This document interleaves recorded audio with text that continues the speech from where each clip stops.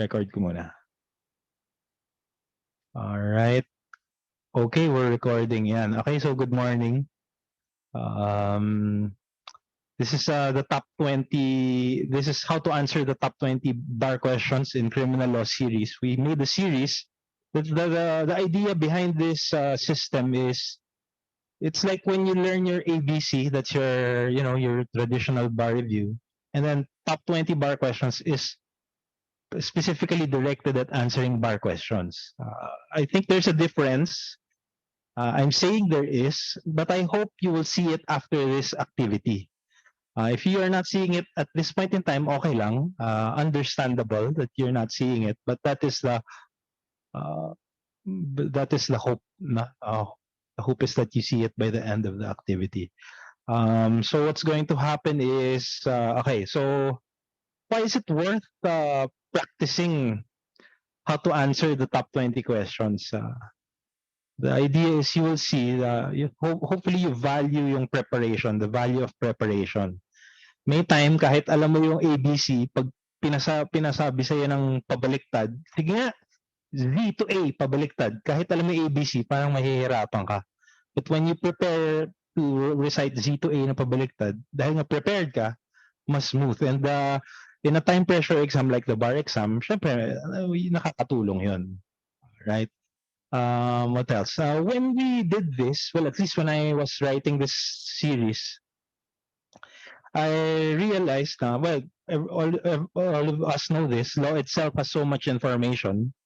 Pagdating ng crim, may book 1, principles, ang dami-dami. Book 2, ang dami-dami ring defined crimes. And not to mention, meron pang special laws, amendments, dami-dami. Alright? Now, what makes the bar, hindi naman difficult, no? What makes the bar, what surprises a student or a bar examinee is that yung bar combines all of them in one question. So if you are used to parang reciting lang book 1, pag hinaluan ng book 2, it's possible that you may get confused. Yeah, because yun nga, you might not be used to putting together the bar lecture, the subjects together. All right. So this is what's going to happen in this series. We will analyze how the questions are made, so we can learn how to answer the questions. In the process, you will see may mga magagandang bar questions. You will see may mga questions na gives you a tip on what's the examiner thinking, or how the questions could be understood. Anong point? We are practicing how you analyze the question so that when it's exam time, mabilis na kayong mag-analyze. So that's the idea. So how do you answer bar questions? Ito, respond to the question, state the law, state the facts, make the conclusion. So this is not new. May iba-ibang version. May iba-ibang version. So okay, like I said, we'll do it interactive. Can I get feedback from you? How do we answer? Step 1 is? C, sir, conclusion. Ay, hindi. Tama ba? C. Sige. Step 1 is? Instinct, Step 1, how to answer? Okay, I'll do it again, I'll do it again. Sige. Step 1, you respond to the question. Step 2, you state the law. Step 3, you state or apply to the facts. Number 4, make a conclusion. Yan yung essay question. All right? Okay, let's do it. How do you answer questions? Step 1. Respond to the question. That's right. You respond to the question. And step 2. State the law. That's right. Step 3. State the facts. State or apply to the facts, and make conclusion. Conclusion. Okay. It's possible now when you're somewhere here, hindi na kayo makakarating sa conclusion. But that's a general rule that we'll try to. That's the practice that we'll try to imbibe throughout this session. This module 1 will do it medyo slow, and then after module 1, medyo we'll try to make things fast, no? All right. So, okay. So what are the 20 topics? I want to tell you that there are 7 modules. Will we have enough time? I don't know. Module 1 alone has parang 100 slides. So madami. Will we have enough time? I don't know. But we will not rush. All right. Gusto ko sana masulit. You're here, you're with your materials. Huwag nating sayangin yung time. If you feel like not pushing through with this, let's stop. Okay lang, you can go, something like that. But some point is we will not rush. We will maximize the activity. So whatever we can do. All right. And yeah, in this lecture you will have to participate just like what you did. All right. Are we okay? Are you ready for this one? So anyway, what are the top 20 topics at yung module 1? What I did was, rather than just sticking with the 20 topics, I put together yung Crim 1 and Crim 2. So Crim 1 and Crim 2, ito yung mga top 20 topics. And this is how we will discuss it. In module 1, we'll discuss this. And then this one. And then we will have special laws related siya sa criminal law 2. You will see how special laws affect tong criminal law 1 principles. Ayan. And there are laws related to this one. And then there's going to be this one. That's for module 1.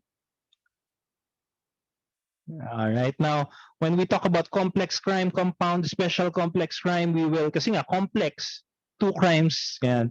We will see ano yung favorite ng bar materials. Yan, pinaghahalo-halo nila yung hurting, yan, physical injuries, child abuse, violence against women and children, and killing, yan, murder, homicide, pinagdidikit nila yan, rape, acts of lasciviousness, harassment, unjust vexation, abduction, kidnapping.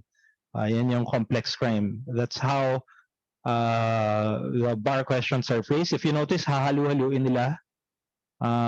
May inabduct, may inabduct, may kinidnap, ni rape. Yan, that's for module 1. For module 2, top 20 talaga is yung sa public officials, mga crimes ng public officials.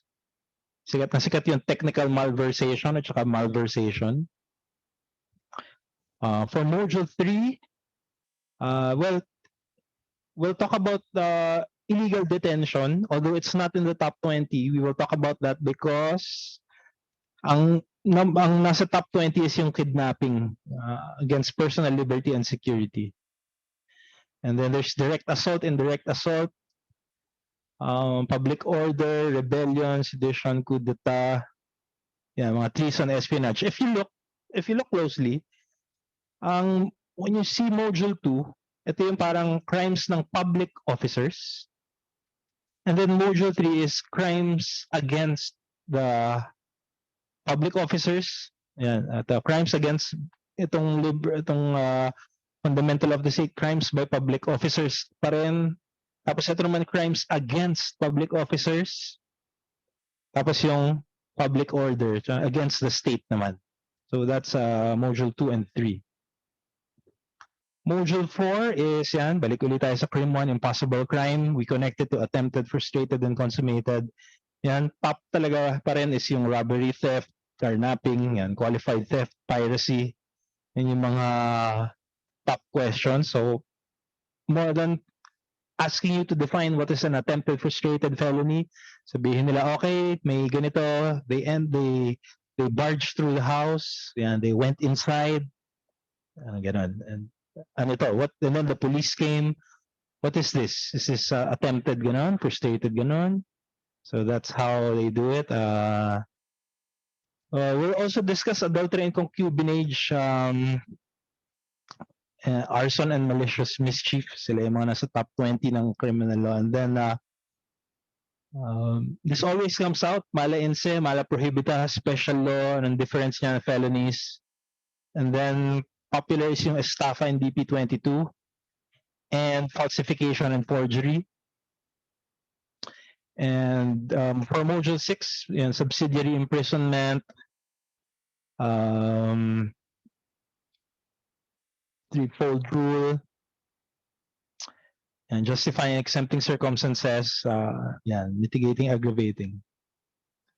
That's for module 6. And module 7 will be about libel, cyber libel, and dangerous drugs. So what's going to happen is, my hope is you participate para hindi sayang yung time nyo. What else? You can interrupt me anytime. What I'm going to do is I'm going to tell you to look at your codal provisions.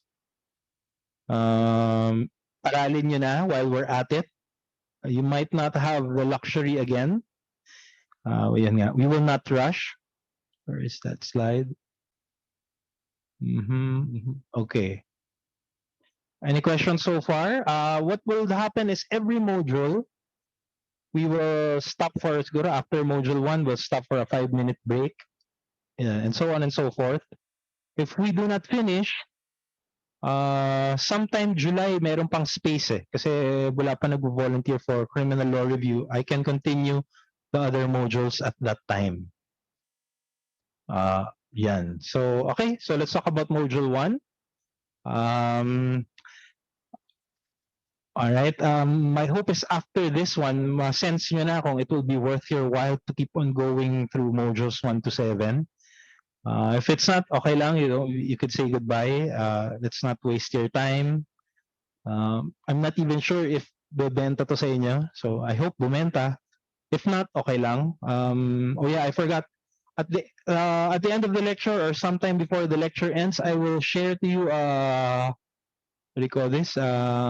Evaluation form. Please be honest. I will not know who you are or who answered the questions. It would be nice if you answer the survey form truthfully so we can improve. All right. Okay, sige. So, ito, anatomy of a bar question. Wait, di pala. Let me share this.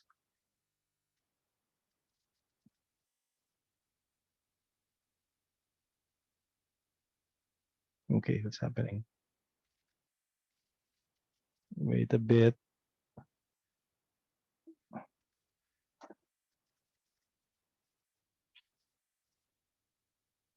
All right, are you seeing the screen? Are you seeing it? Yes, sir. All right, sige. Mr. A aimed and shot Mr. B, but missed and hit Mr. X. All right, sige. That is a sample bar. Is Mr. A liable? All right. So how many questions are there? 1. Just one, diba? But in answering it, how many questions should you answer? Are you see? Nakikita niyo, no? Is it clear? Easily readable for you guys? Yes, sir. Readable. All right, sige. So, yan ang mga, this is the anatomy of a bar question. How many questions? There's one question, is Mr. A liable? Yan. But if you look at it, how many questions ba talaga?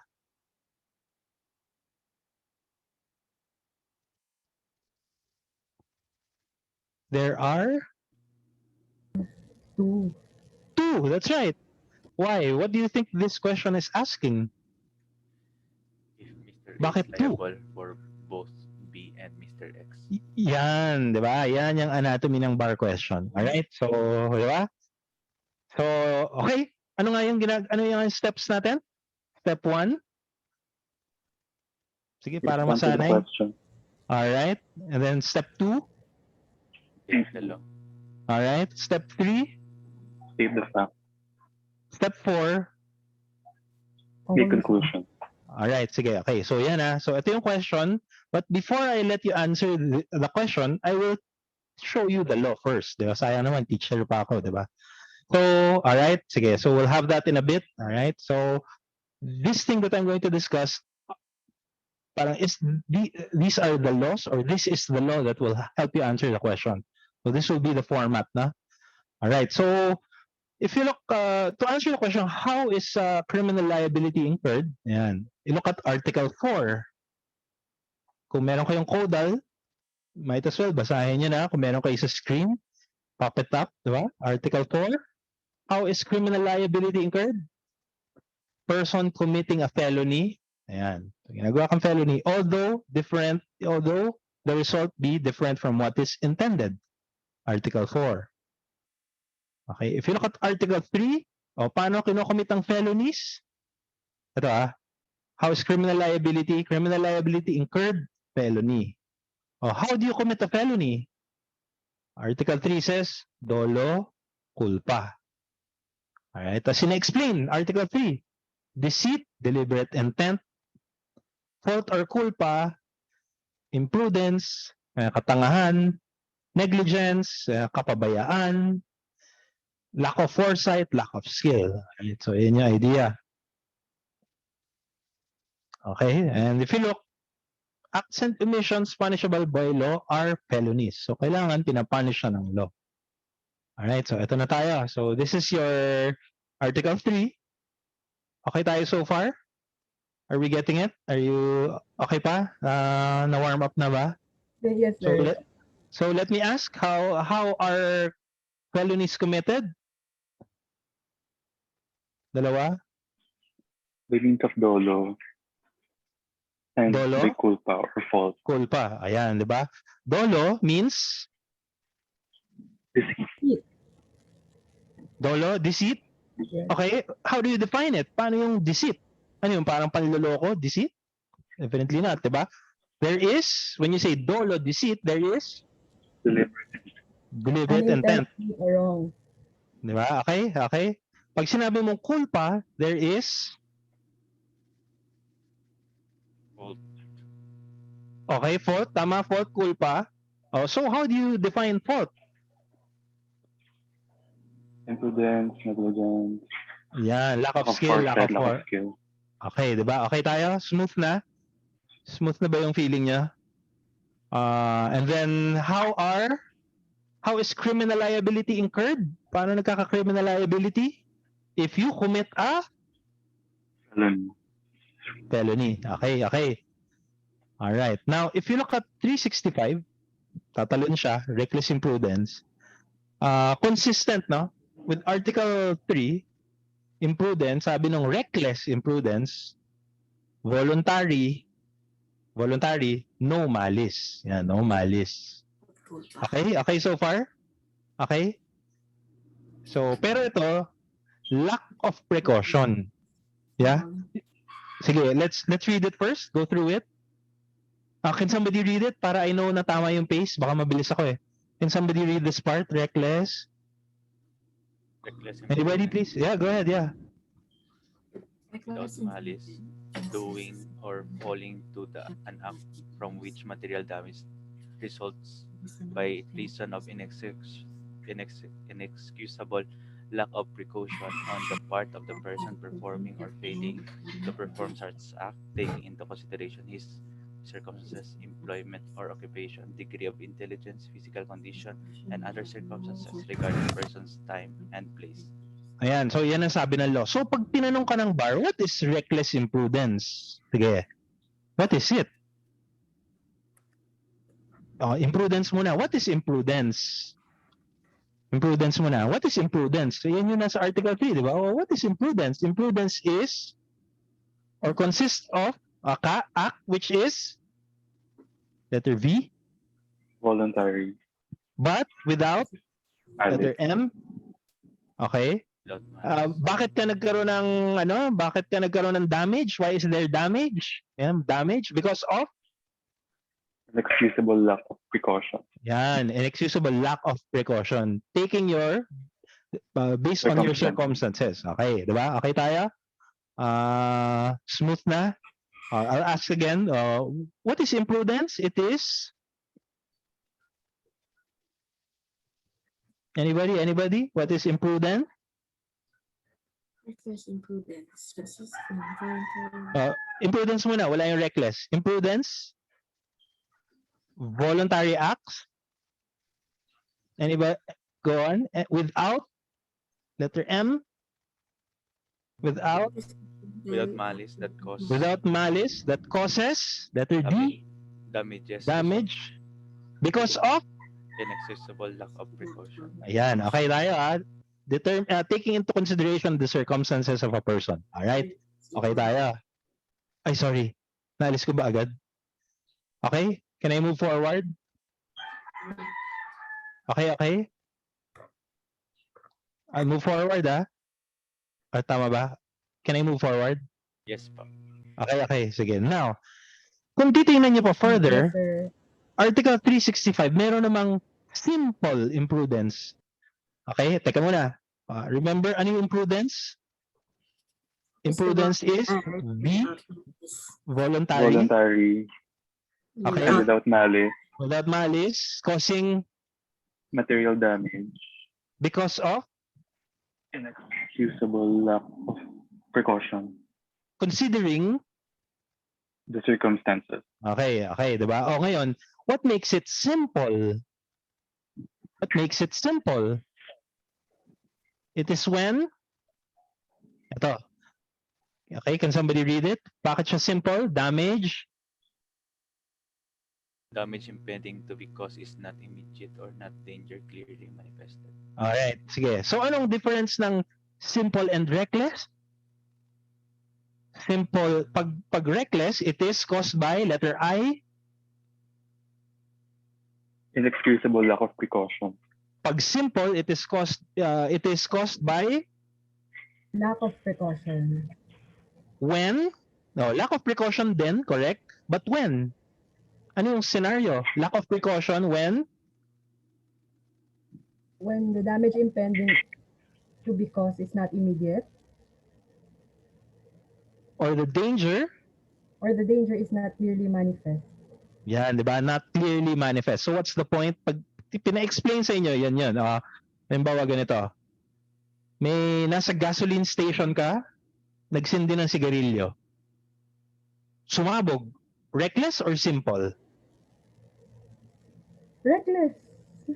But why? Because Because the danger of lighting up a cigarette on a gasoline station is clearly manifest. okay, 'di ba?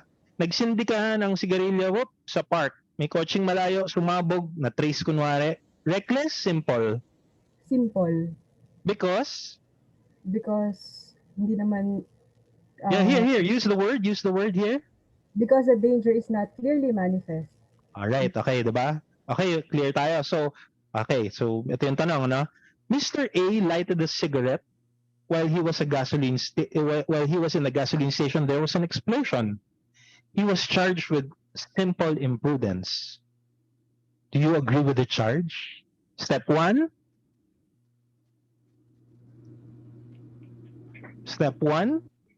Respond to the question. Okay, respond to the question. No. No? Diba? No, Is the the charge is not correct. Yan, diba? No, the charge is not correct. Kung gusto mo pagandahin pa, no, the charge of. No, the charge of simple imprudence is not correct. Okay. Period. In fact, pwede mo nang tapusin doon. But sige, that depends on you. Alright, and then step 2. Take the law. Okay, go. So ano yung law na isa-state mo? Go. The charge of simple imprudence is not correct. Okay. So ano yung approach natin? Sasabihin ba nating simple imprudence or reckless imprudence? Simple muna, di ba? Anybody? Simple imprudence is. Anybody? Hala. Hello? Ba't nawala? Wait lang. Ba't nawala? Sige. Sige. Simple imprudence. Babalik ko. Kaya nga sinasabi ko, let's make the most out of this, no? Ito, reckless imprudence. Di ba? So, imprudence is voluntary without malice, damage, by reason of lack of precaution, di ba? Okay? Tapos sabihin natin, this simple imprudence occurs when the lack of precaution is displayed when the danger is not clearly manifest.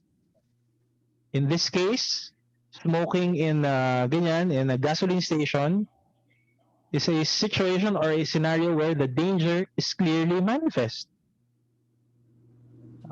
So the charge of simple imprudence is wrong.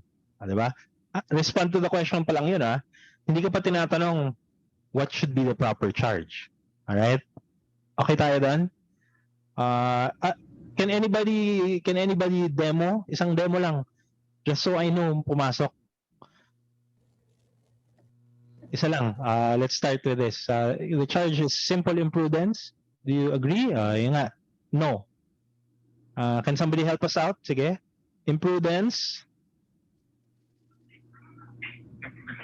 Is the voluntary but without malice, from which material damages results by reason of inexcusable lack of precaution concerning the circumstances. Ito, reckless to Reckless to Reckless. Diba? Alright. Okay. In this case, while simple okay. Sige. Wait. Baka nagulat kayo. Sige. Erase. Let's make it easy. Diba? I'll make it easy. Sorry. Ayan, nagulat ka. Sorry. I'll do it again, Mr. A lit his cigarette in a gasoline station and the gasoline station exploded.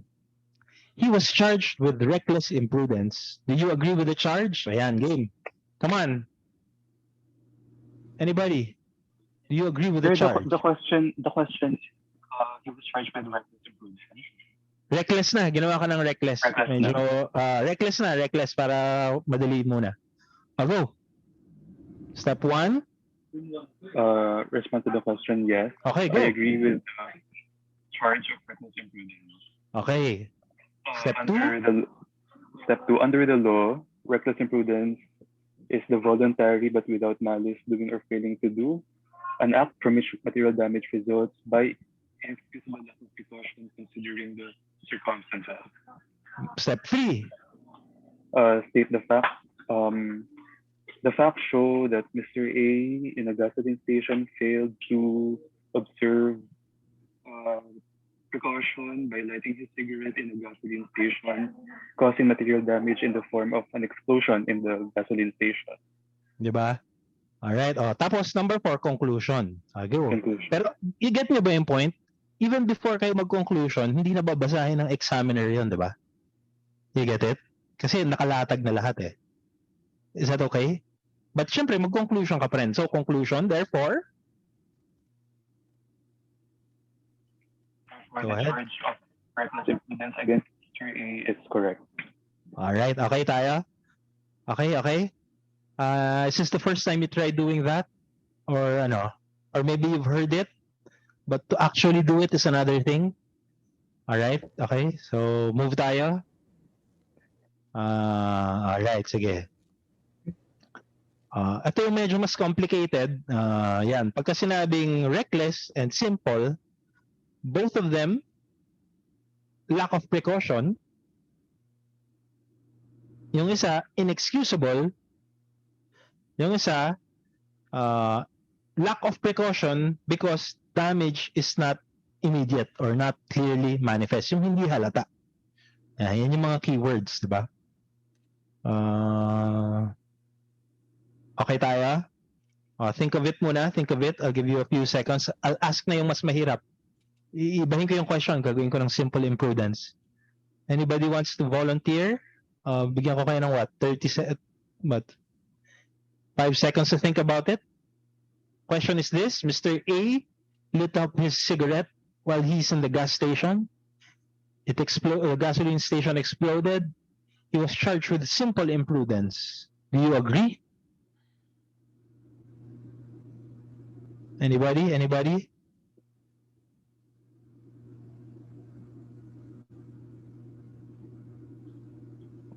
Sir, no, I do not agree with the charge of simple imprudence.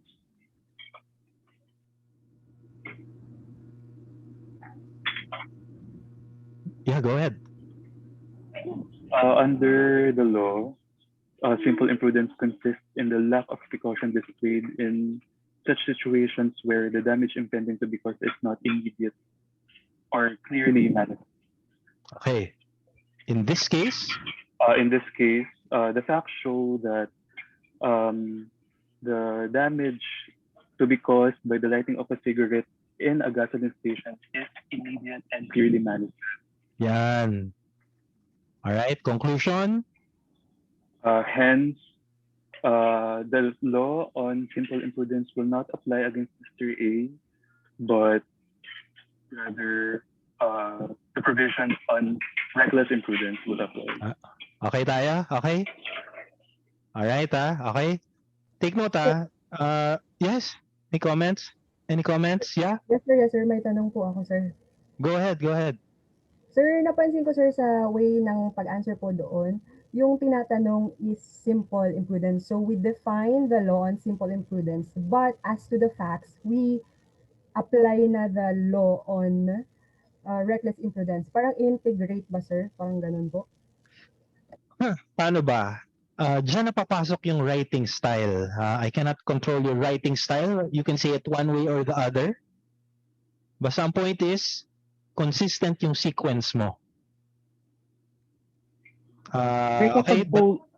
Yeah, go ahead, yes. Sir, kapag po ganun, are we allowed po kaya to state two laws? Like for instance, in the second paragraph for answer, we state both the provisions on simple and reckless imprudence para po we can compare.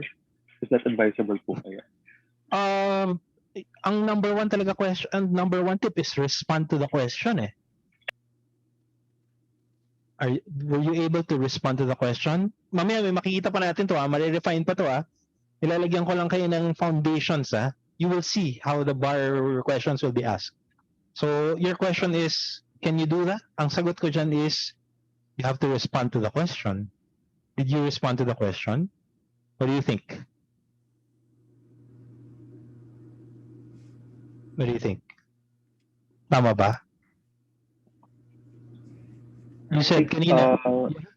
Yeah, go ahead. If we are to respond to the question, I think we should use simple imprudence as basis because that's what the question is asking for. Which you did. I think you did that. You said it was simple imprudence. Lack of precaution was the lack of precaution was because was exercised in a situation where danger was not immediately manifest or clearly manifest. I think you said that.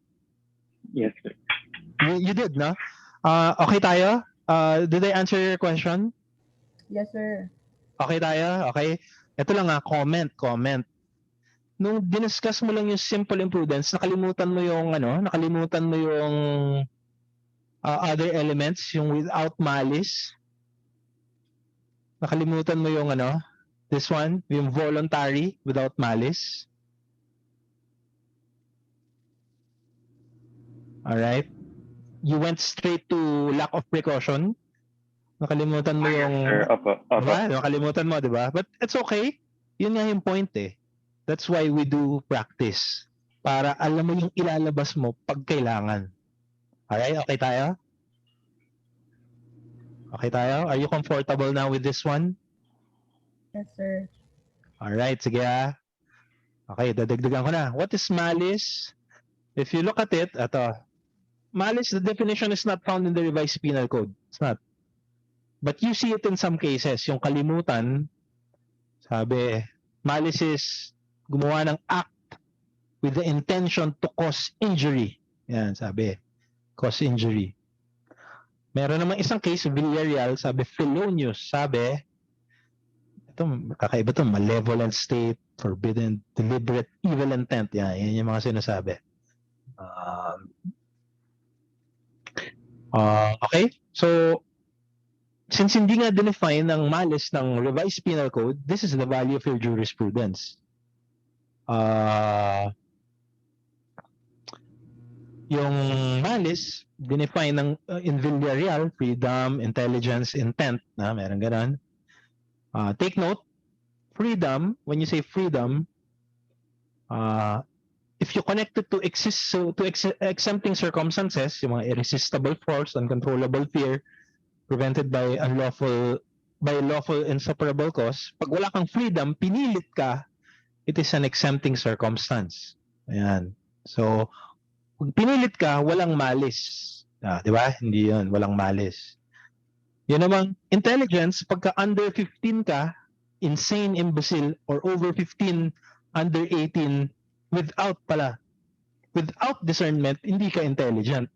Walang malis. Okay tayo rito? Are we okay with this concept? Later on, we will use this Okay? Okay. Ito, balik tayo. Okay, so pinagsama-sama ko yung I put two concepts. One is yung Article 3 and 4.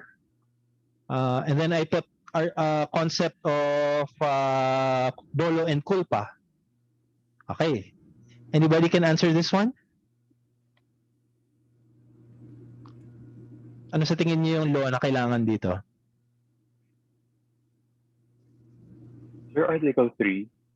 Yes, that's right. And okay. So sige, can you help us out? Is Mr. A liable? Yes, Mr. A is liable under the law. Oh, wait lang. Di ba, pansin mo? This is one question, but how many questions are being asked? Sir, there are two questions. Yan. Sige, so answer the question / questions. I'll go. I see. Okay, sir. Mr. A, yes, Mr. A is liable for shooting. Sorry, sir.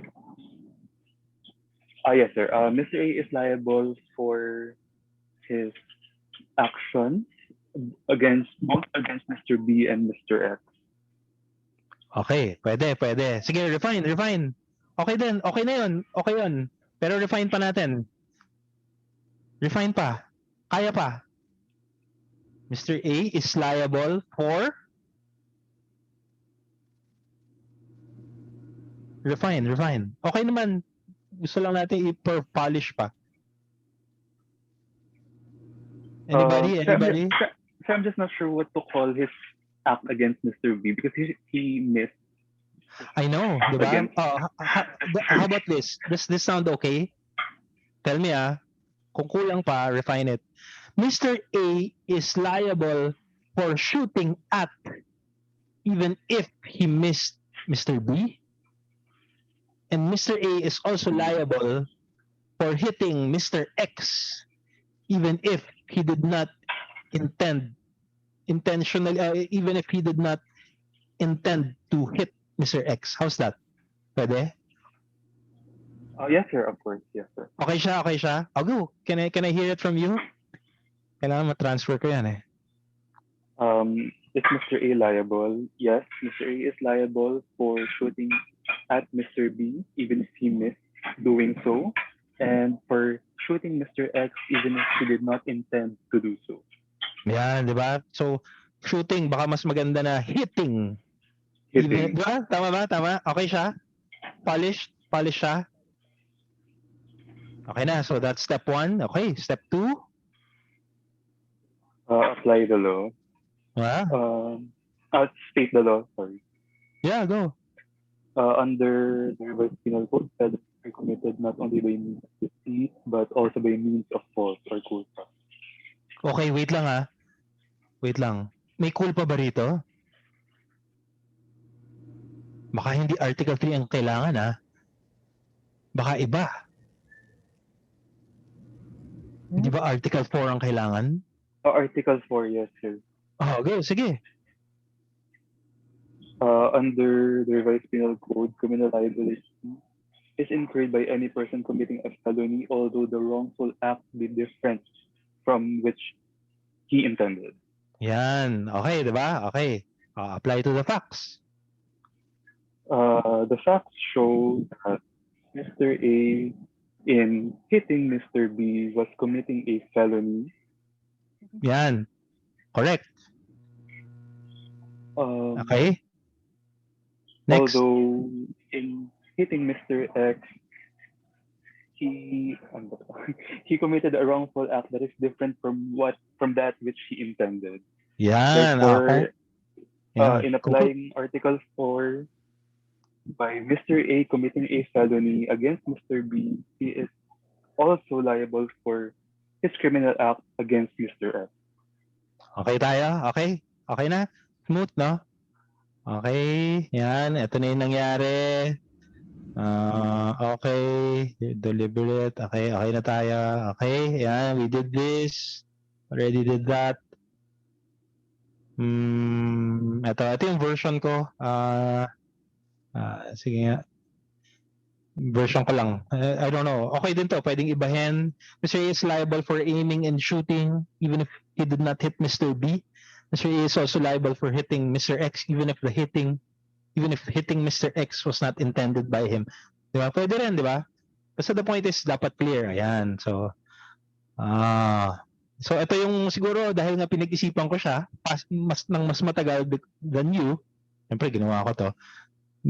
Napili ko tong words na to. Firing a gun towards a person with or without intent to kill is a felony as it is an act made punishable by Book 2 of the Revised Penal Code. Yan ang, di ba? Yan yung siguro naisip ko siya dahil matagal ko na pag-isipan. Meron akong preparation time. Okay? So, anong point? Kung may preparation time, madali. Makakabunot ka ng ganitong mga magical words. Na? Firing a gun with or without intent to kill is a felony. And because punishable siya under Book 2. Either something like that, na? Revised Penal Code states that, although wrongful act, include act as a felony, hitting of Mr. X is also a source of criminal liability because even if Mr. X was not the primary target, Mr. A was still committing a felony against Mr. B when he shot the gun. So anong point? Pagka ready ka to answer, makaka-prepare ka ng magical words to answer. So it pays talaga to do a study of yung how to answer bar questions. Kung hindi mo man makuha, even if you're not able to specifically prepare for that question, the instinct, you will get it on how to answer. Alright? True or false? Okay. Ganitong siya, look This is how far our... Yeah, go ahead. Sorry. Go ahead. Sir, yung conclusion natin, sir. Oh, sige. Ano ba yung conclusion? Go ahead. Please, help me out. Conclude. Lahat ng conclusion, biniting ko eh. Help me out. Conclusion. Para kailangan manggaling sa inyo. Conclusion is... wait. Ano yung question muna? Is Mr. A liable, di ba? Mr. A is Mr. A liable? Alright, so let's make a conclusion. Ikaw, make the conclusion, please. Help us out. Para makamove tayo. Therefore, Mr. A is liable. Yun na lang, sir? Pwede lang. Pwede siguro. Ando na yun. Inasulat mo na sa taas yung mga iba, di ba? Yes, sir. Sa sobrang haba. Okay. Okay siya, di ba? Okay, tama. So, prepare the words kasi konti lang yung time nyo. Kung prepared ka, ako sa totoo lang, I did this nung bar ko. Parang feeling ko mga 60 to 80% tatanungin uli eh. So, nung nag-bar ako, I clearly don't remember, pero hindi ako na-stress. Parang ganun. So, I think sulit din magkaroon ng ganito. Maraming paulit-ulit. Next. To prove na paulit-ulit. Go. Anybody?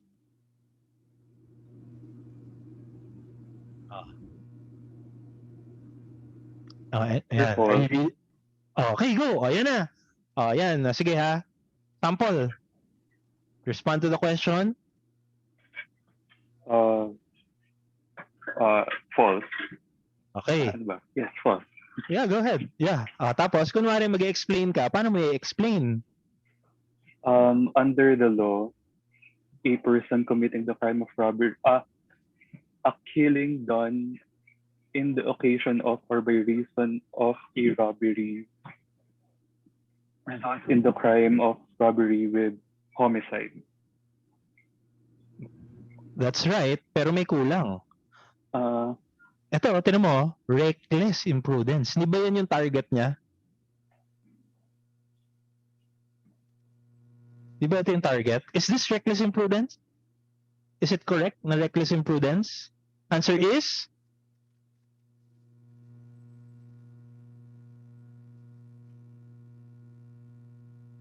Sinagot natin yan kanina. Article 4. Go back to Article 4. Sige, let's think about the answer. Think about the answer. Sayang, andito na tayo. Sir, no, it's not reckless imprudence. No, that's right. It's not. Why? Because Because of Article 4, that a person committing a felony is also liable for the wrongful act done, even if Sige. it is different from that which is. di ba? So, liable siya for hitting the bystander. Okay na tayo doon. Liable. Pero, what kind of liability? There are two ways, di ba? Article 3, what are the two ways by which you are criminally liable? By Dolo and Culpa, sir. Yan. Pag culpa, ano yun? Anong tawag? Yun yung imprudence. Ayan.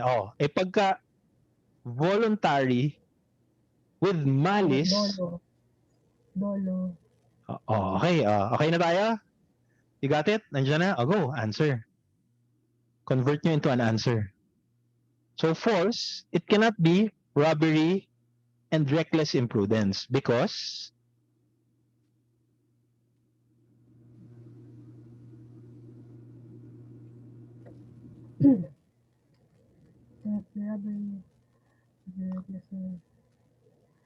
False, sir, because false, it cannot be robbery and reckless imprudence resulting in homicide because the person has a criminal intent to commit the crime. yan, it is a crime committed by magic word letter D. By Dolo. Yan. Go ahead. Dolo means Dolo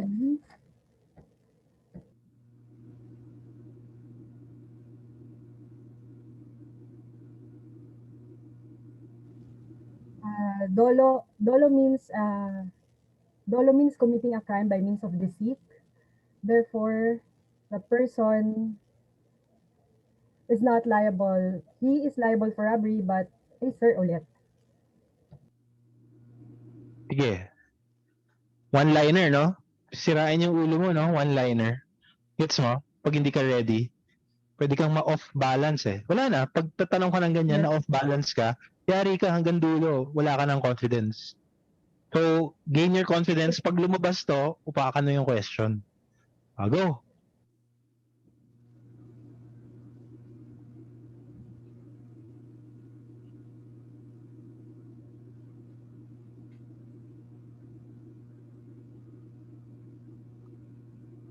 Anybody?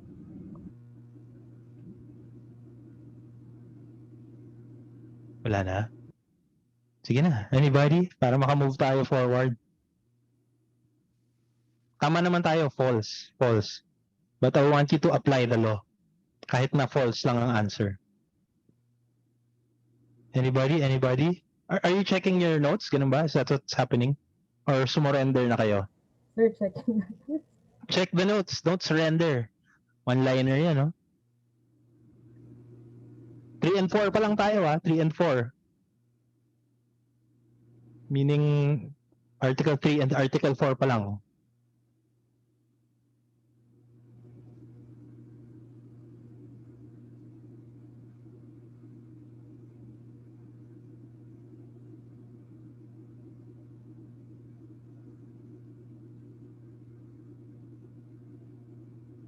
Wala na? Hirap. Diba? Ang lawyer kasi kailangan kayang mag-express ng thoughts. Yun ang hinahanap ng bar. Kailangan ma-explain mo bakit not guilty yung client mo eh. Diba? Anybody? Come on, it's a one-liner question. This statement is false.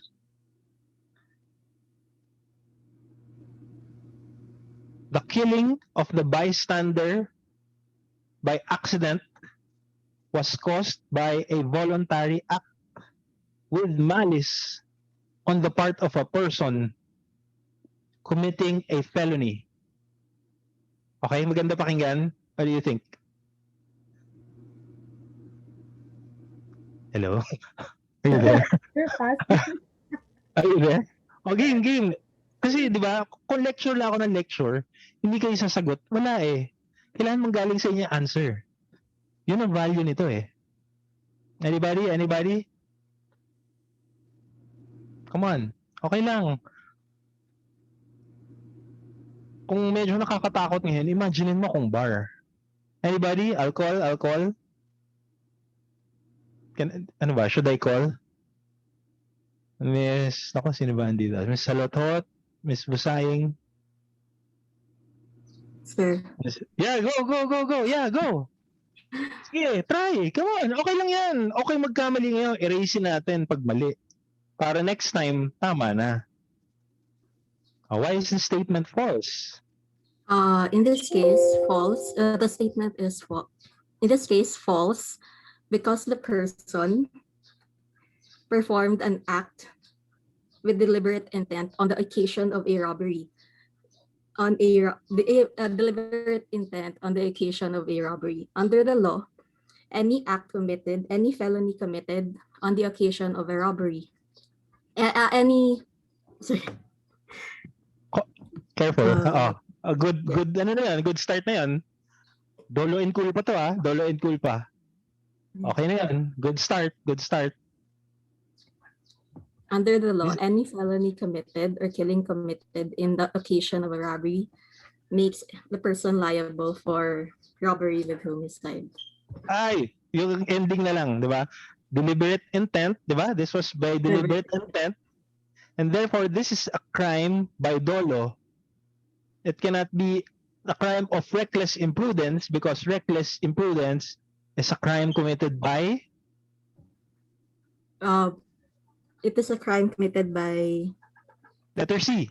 inexcusable lack of precaution. Okay, excusable lack of precaution or by letter C.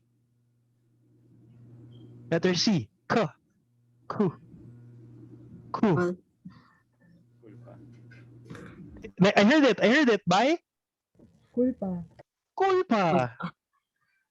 Okay tayo? yes. Ano, kaya? Okay. Any thoughts? Kaya? Or kinabahan ba kayo lalo? More practice pa, sir.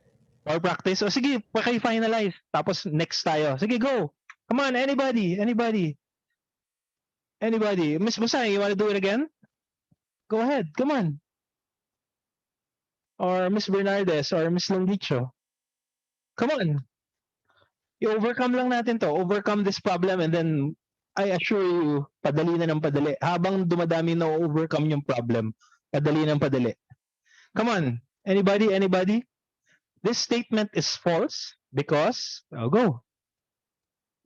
Come on, you have to answer.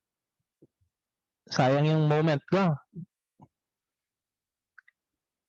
The statement is false because the killing of the bystander was by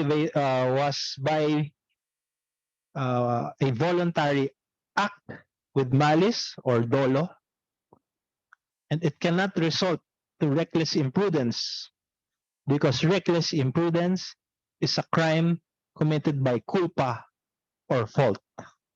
Ano, okay ba? Maganda pakinggan? Pwede. Yan, there, Miss Bernardes. Go ahead. Let's see. Paul, sige nga. Can somebody read it? Baka wala yatang mic si Miss Bernardes or baka nahihiya. Can somebody read it?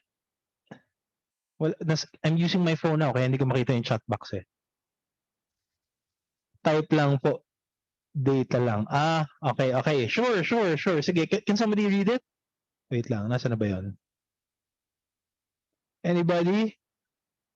None? Sir, sige, basahin ko. Yan, sige, please, pa-read. Kasi, ayan. False. Can somebody, okay? False, the killing of the bystander was on occasion of a robbery. a felony committed through Dolo. And under the revised penal code, hanggang dun lang, sir. Yung, Okay. Sige. Meron pa yata.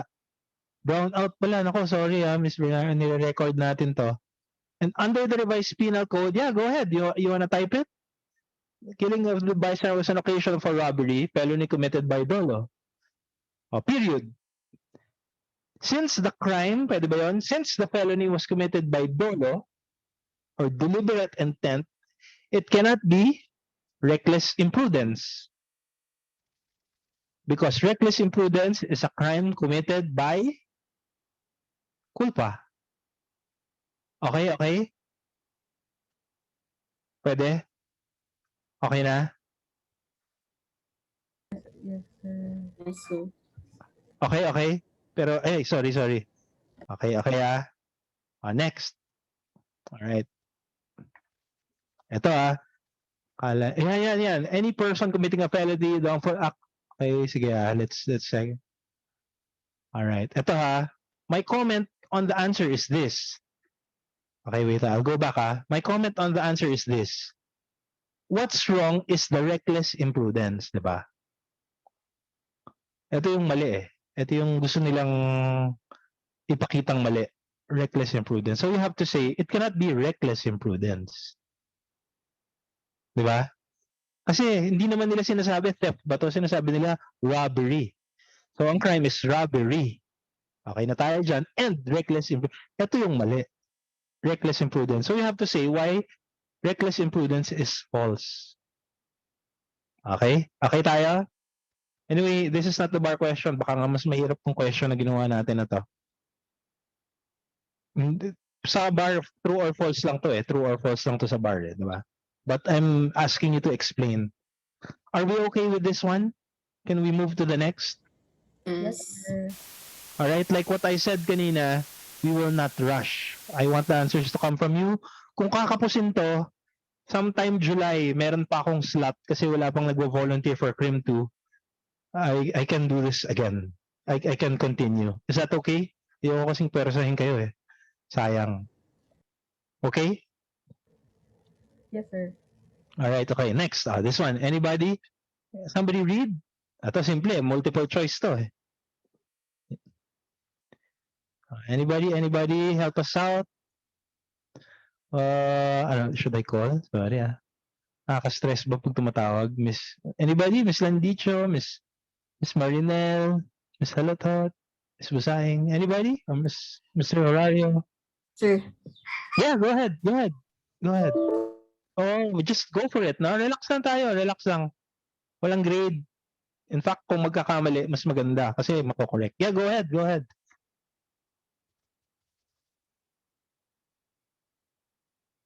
Anybody? Out of spite and simply intending to put Gina to shame for breaking up with him, Richie emptied a gallon of motor oil on the school stairway where Gina usually passed. Gina, unaware of what Richie did, used the slippery stairway and slipped, hitting her head on the stairs. Gina died from the brain hemorrhage. Okay Did Richie Okay, di ba? Itong statement na to, out of spite and simply intending to put Gina to shame. Ano to? Malis ba to? there is an intent? Deliberate intent kasi ang deliberate intent, ito yung emptied a gallon of motor oil. Yan yung deliberate, di ba? Hindi naman siya nagkamali hindi naman natapon. The gallon of motor oil did not spill. Deliberate intent, it was deliberately emptied by Richie. Okay, yan yung deliberate intent. Alright, are we okay? Ito yung out of spite. Simply intending to put Gina to shame. What is that? That is your? Malis. Yan yung malis. Okay? So ano dapat provision ng revised penal code ang nasa isip? Paulit-ulit lang to. Article 3. This is a crime committed by Dolo. Dolo. Diba? Reckless imprudence is a crime committed by Culpa. Okay na. Go. So ano yung answer natin?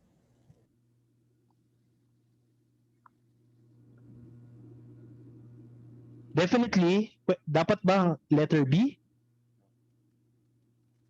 Definitely tanggal na si letter B. Tanggal na si letter B, da? Kasi, Culpa.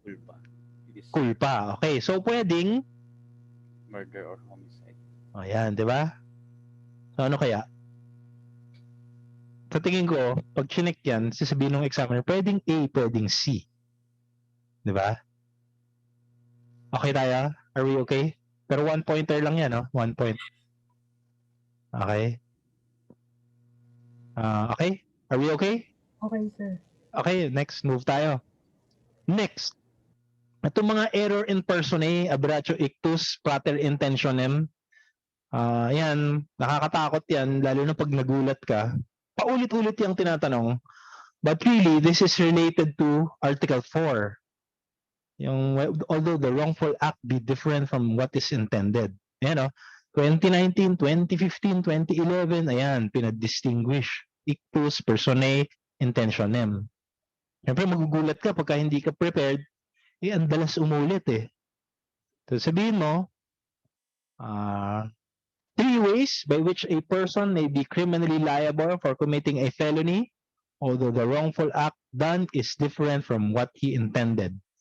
Nagawa ko lang siya kasi pinag-isipan ko ng matagal, di ba? Pero kung biglain ka niyan, wow, paano mo sasagutin yan, di ba? Di ba? So, yan, sabihin mo, these are the 3 ways by which a person may be criminally liable for committing a felony, although the wrongful act done be different from what he intended. In Aberratio, mistaken the blow, yan. Inerrant personae, mistaken the identity, yan. Praeter intentionem, yan. The injurious result is greater than that intended by the offender. Alright, so be ready. Para madalas yan lumalabas. Walang masama kung memorize nyo na yung answer, yung format na yan, kasi nga ang dalas, 19, 15, and alright. Okay tayo so far? Okay tayo? Article 3, Article 4, Connect 2, Error in personae, Aberratio, Ictus, Praeter, Intentionem. Alright, okay tayo? Can I move to the next one? Let's talk about this one. Principal, accomplice, accessory, conspiracy. Who are ito. A while ago, yung first part, how will you be criminally liable? How will you be criminally liable? Paano ulit? How will you be criminally liable by a person committing a? Wala na. How? Again, review. How? Anybody? By a person committing a dolo or a culpa. Teka, Article 4. Pwede, dolo or culpa, although the act be different from that which she intended. Yan, di ba? Personally, there is criminal liability when a person is committing a felony. Although the wrongful act be different from that he intended. Now, how is a felony committed? Felonies are committed not only by by dolo, but also by there. Yan, there is dolo or deceit when there is a deliberate intent. While if there is fault when the wrongful act is fault from imprudence, negligence, lack of foresight, or lack of skills. Ayan. In fact, what is ano to? What is culpa? What is culpa? Lack of skill, lack of foresight, ano isa? Wait lang, balikan natin sorry. Nakalimutan ko.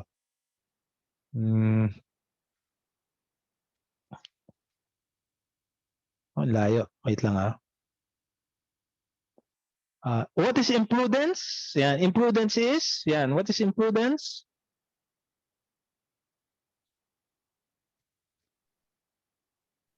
Sir, an act that is voluntary without malice from which material damage results due to inexcusable lack of precaution considering the circumstances.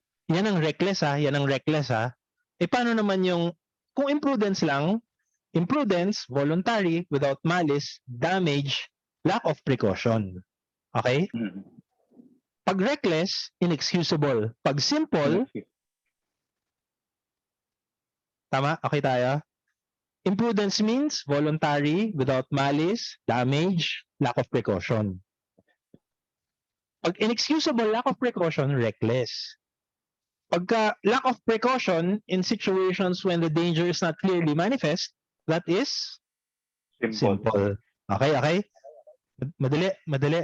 Next time, pag lumabas yan, pwede nyo lang ilabas, no? Parang ready ka na to pull that out. Sorry. Move natin, ah. Okay. Sana tayo? Okay tayo. Yun yung how you are liable. How you are liable. Next part is who are liable. Principal, accomplice, accessory, conspiracy. Yan yung mga theory. Look at Article 17. There are 3 types of principals. Can you look at your law? Look at your law. Anybody? Diyan naman, naka-drawing naman. Kailangan lang manggaling sa inyo. Who are principals? Kasi mamaya gagamitin natin to eh. May mga questions eh. So, yeah. Take direct participation, who directly force or induce others to commit, or those who cooperate in the commission of that offense, them another act without which it would have not been accomplished. Yan yung Article 17, diba? Principal. Next, accomplice. Those who are not included in the Article 17, who cooperate in the execution of the offense by previous or simultaneous act. Yan. Ito, nilagyan ko ng ganyan that are indispensable to the commission. Nilagyan ko ng that are dispensable pala. Dispensable, sorry. Dispensable. Pagka kasi indispensable, principal eh. Alright? Sorry, remove this one. Dispensable. Yung lookout, diba? Yung lookout. Kahit walang lookout, ma-accomplish, diba? Ma-accomplish. Alright, so dispensable, sorry. I'll remove that. Alright, okay. Ito pa, sabi. Okay, accessory. Paano naman yung accessory? Nasaan yung accessory? Article 19 na yan, ano? Accessory. Are those who have having knowledge of the commission of the crime. Ito, so having participated therein. Alright. They do something. So ito yung mga keywords na hinahanap. Accessories did not participate as principal or accomplice. They have knowledge of the commission of the crime and then take part subsequent to the commission. Yan yung keywords ha. Hindi nag-participate. May knowledge nila, alam nilang may crime, pero subsequent, they did something. Yan, profit from the FL.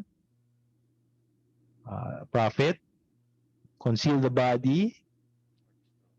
Ito itong harboring or concealing, take note. Harboring, concealing, assisting, pero dapat abuse of public functions or ang crime is treason, parricide, murder, attempt to take the life of chief executive or habitually guilty. Okay etong mga to, ito yung nilalaro ng bar questions.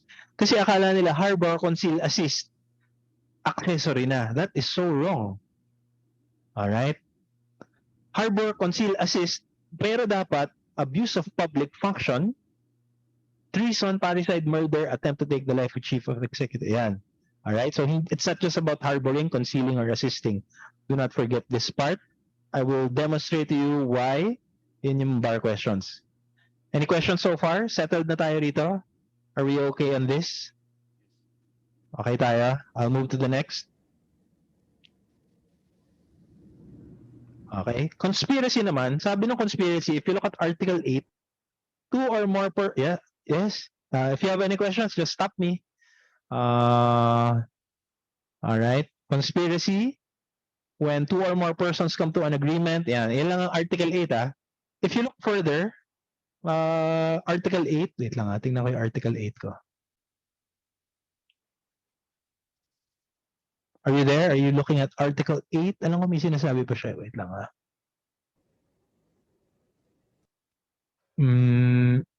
Hindi, sa proposal lang pala. Proposal. Alright, sige. Yan. Ito yan yung Article 8. Kaya mag-ingat kayo sa jurisprudence pagka sinabi yung difference ng law and jurisprudence. Article 8, sabi ito. Article 8 says, when two persons come to an agreement, yan yung conspiracy. Pero jurisprudence says, when conspiracy is proven, act of one is the act of all.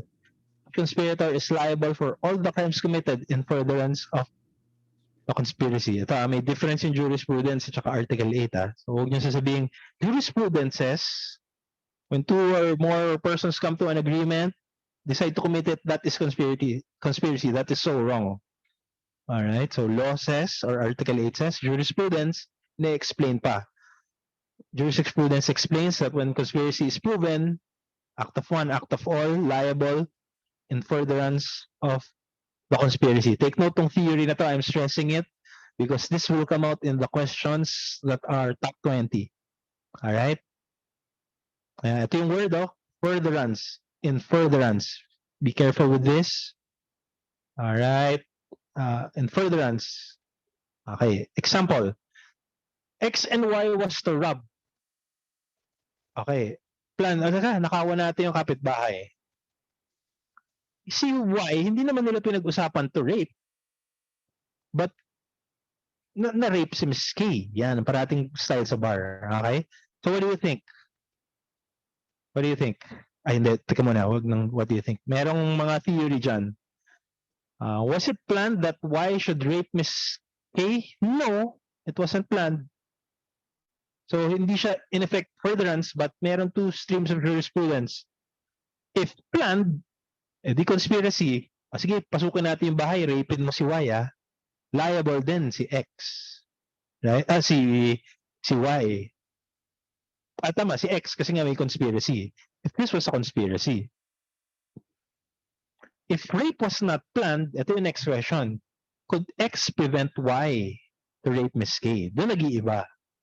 If not planned and X could not prevent, hindi niya mapigilan nasa labas nangyari, hindi niya alam, hindi siya dapat liable. Yan ang theory yan ang consistent sa jurisprudence. Pero if they planned it, if not planned, pero could prevent pala. Could prevent, ito malito. Hindi nila pinlano, but X could prevent it. Nakita niya, nire-rape, hindi niya pinigil, dadali rin siya for rape. Alright? Could prevent. So, X and Y planned to rob. Tapos lumabas. Si Y, hindi niya alam, could not have been prevented because it was not planned, it's not a conspiracy. That's one. Or it wasn't planned and could not have prevented. Okay? Okay tayo? So, medyo clear na yon. We'll have more of this conspiracy thing in rebellion, sedition, coup d'etat. We'll have that in the next module, not here. Okay. Ito, madali. Okay, anybody? Accomplice is, sige, 5%. Anybody? 5 points. Medyo mabigat yan. Anybody? Who's an accomplice? Balik natin para may sumagot naman. Sir, an accomplice? Yeah. Ito yung question. Sorry. Yeah, sorry. All right, so this is the question. Who is an accomplice? Sir, an accomplice is a person not being a principal, cooperate in the execution of the offense by previous or simultaneous acts that are dispensable to the commission of the crime. Pasok, di ba? Napakadaling 5%. Napakadaling 5%. May time ka to handle more difficult problems kasi automatically nilabas mo yung answer. Next. Okay tayo dyan. Ito naman. Anybody? Ito, mas mahirap na. Yan. Ito, kailangan na ito ng konting creative writing. Okay? I'll give you time to think. Come on, think about the answer. Sir? Yes. Sir, can you try? Go ahead. Yes, of course. Go. Distinguish an accomplice from a conspirator as to their knowledge of the criminal design. Sir, in a conspirator is from whom the criminal design originates or comes from, while a person who is an accomplice merely concurs in the criminal design made up or many thinkers in the criminal design thought of by the conspirator as a principle. All right. Tapos requisites, elements, in order to hold them criminally responsible. How requisites to be established to hold them criminally responsible? A conspirator, paano nagiging liable? Conspirator, Sir, in the Article 8. prosecution,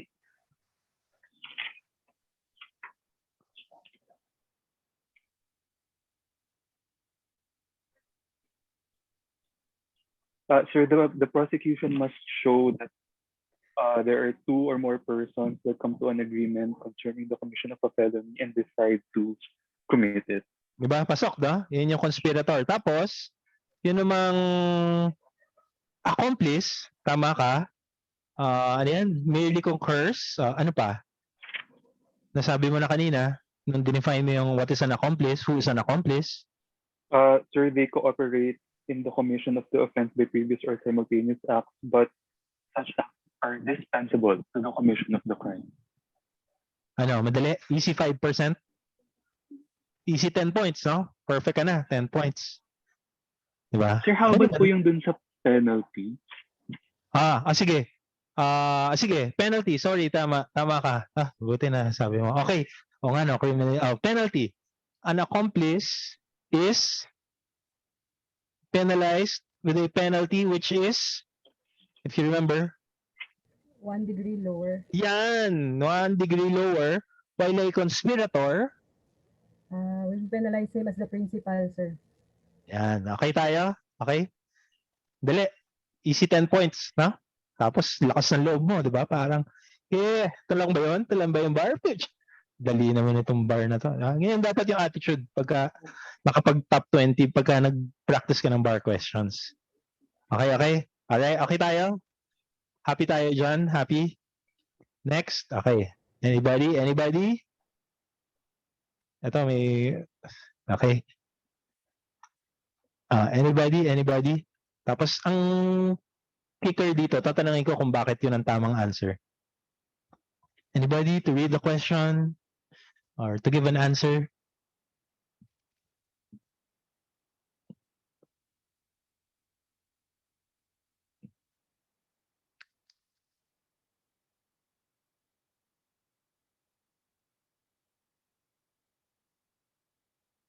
Hello?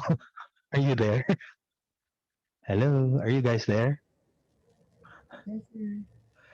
Are you reading? You're reading it? Sorry, Sige, go ahead. I'll read it. Zeno and Primo asked Bert to give them the sketch of the location of Andy's house since they wanted to kill him. All right. Bert agreed and drew them the sketch. Wow. Ano kaya yung nasa isip? Ng examiner? Anybody? Ano yung magic word na feeling kong dapat nakita nyo na mukhang hinahanap na examiner? Anybody? Conspiracy. Yun, hindi. Tama, conspiracy because the word na hinahanap ng examiner is agreed. Agreed. Diba? So ano kaya? Accomplice kaya yan? Or, ito muna, accessory. Accessory ba siya? No. Out na agad yan, di ba? Huwag mo na isipin. Accessory out. Accomplice kaya? No. Bakit? Di ba nag-cooperate naman siya although dispensable? Di ba cooperate dispensable? Bakit hindi accomplice? Because of the word Agreed. yun, agreed. So ano siya? He is a principal by indispensable cooperation. Really? Hindi indispensable cooperation. Hindi indispensable cooperation kasi 'di ba parang tumulong siya. Nag-agree siya. Since nag-agree siya, he is in Direct. direct. Look at letter D. Yun yung word, Look at letter D. Since he, Conspiracy. yun, conspiracy. Agree, di ba? Nag-agree. Conspiracy. Yung direct part, di ba? Yung direct participation. Why? Did Bert directly kill? Hindi So, hindi yung direct participation. Pero, guilty pa rin siya. As principal, as if pumatay siya. Kasi nga, may conspiracy. Ginamit yung word na agreed. Okay tayo? Smooth? Okay? Madali? Nakakagulat lang, di ba? Yung bar, pero pagka na-analyze mo na, pag nakita mo uli, iba ka na, iba ng tao. Iba. Okay? Sorry. Are we okay with this one? Okay na? Can we move to the next? Okay. Okay, anybody? Ito na, medyo mas na. Ayan, malupit na yan.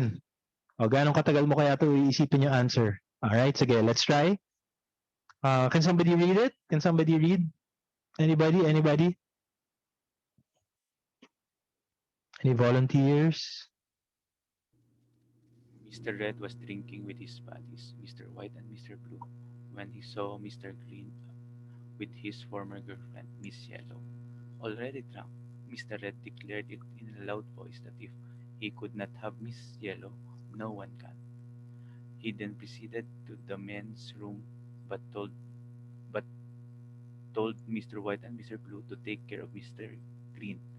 Mr. Blue and Mr. White asked Mr. Red what he meant, but Mr. Red simply said, "You already know what I want," and then left. Mr. Blue and Mr. White proceeded to kill Mr. Green and hurt Miss Yellow. Question: What if any, are the past respective liabilities of Mr. Red and Mr. White, Mr. Red, Mr. White, and Mr. Blue for the death of Mr. Green? Second question: What, if any, are the respective liabilities of Mr. Red, Mr. White, and Mr. Blue for the injuries of Miss Yellow? Okay muna. Okay tayo. Analyze muna. Ano kaya? Ano ba nasa isip nito? Anybody? Your thoughts? Anong gustong scenario na i-create ng bar examiner? Parang ano sir, parang principal by inducement. Yan, okay. Parang inducement, no? Parang inducement. That's one. Number two. Andun ba siya? Was he there when the guys were killed? He was, wala. No. Wala siya. 'Di ba? So fact 'yan, 'di ba? Fact, wala si Mr. Red. Wala si Mr. Red. So ito, Mr. Red, wala siya. Parang gustong palabasin na in-induce.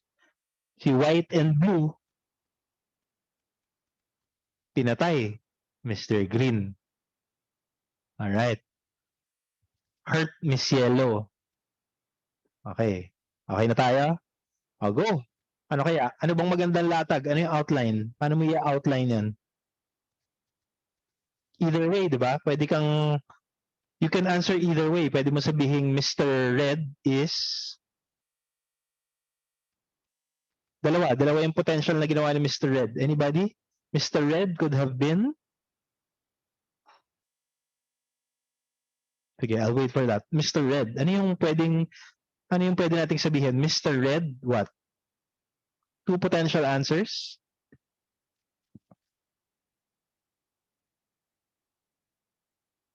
Sa tingin niyo, hinahanap talaga nung examiner yung tamang sagot or yung process of answering? What do you think? Alright? Process, di ba? Process ng answer. Hindi talaga kung ano. But, so, yung process of answering, si Mr. Red muna. O, what do you think? Mr. Red? Kasi alam natin si White and Blue proceeded to kill. Ano yan? Principal yan by direct participation, di ba? Okay na tayo dyan. Principal si White and Blue sa killing ni Mr. Green and hurting of Miss Yellow. So, ito na. So, anong diskarte natin kay Mr. Red? Two potential answers? Anybody can blurt out at least one?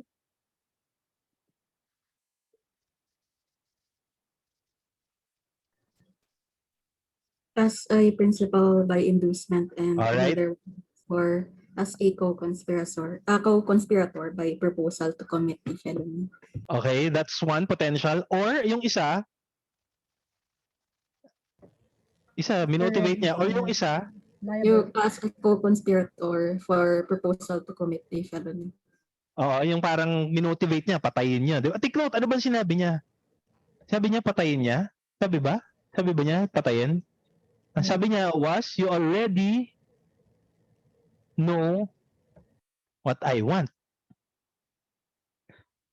Di ba? So, ang potential answer ay, yes, Mr. Beg, you wanna help us out? Ano yung two potential answers?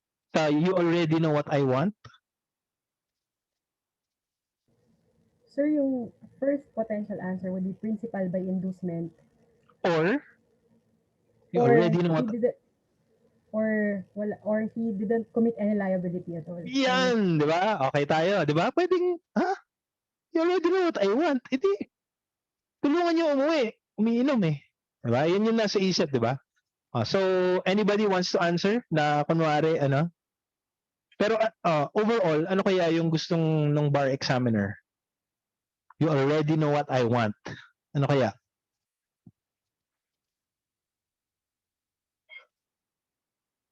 Anybody? And then kung ano man yung decision mo, let's start the answer. You already know what I want means, anybody? Any volunteers so we can move?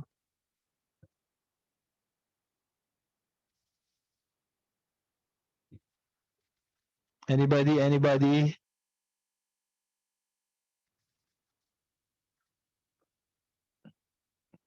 Hello? Hi? Are you still there? Anybody? Yes, Mr. Bueg. Or others? Mr. Gordon, Ms. Halotot, Ms. Landicho, Ms. Busaying. Any? I think that the examiner wants us to answer using the provision on principle by inducement. Okay. Sige. Go ahead. Um, Can you help us? Mr. Red is liable as principal by inducement by directly inducing Mr. White and Mr. Blue to kill Mr. Green. Sir, should I proceed with? Yeah, sure. Tapos, respective liabilities. They shall be, kulang pa. They shall be penalized. Respective liabilities eh.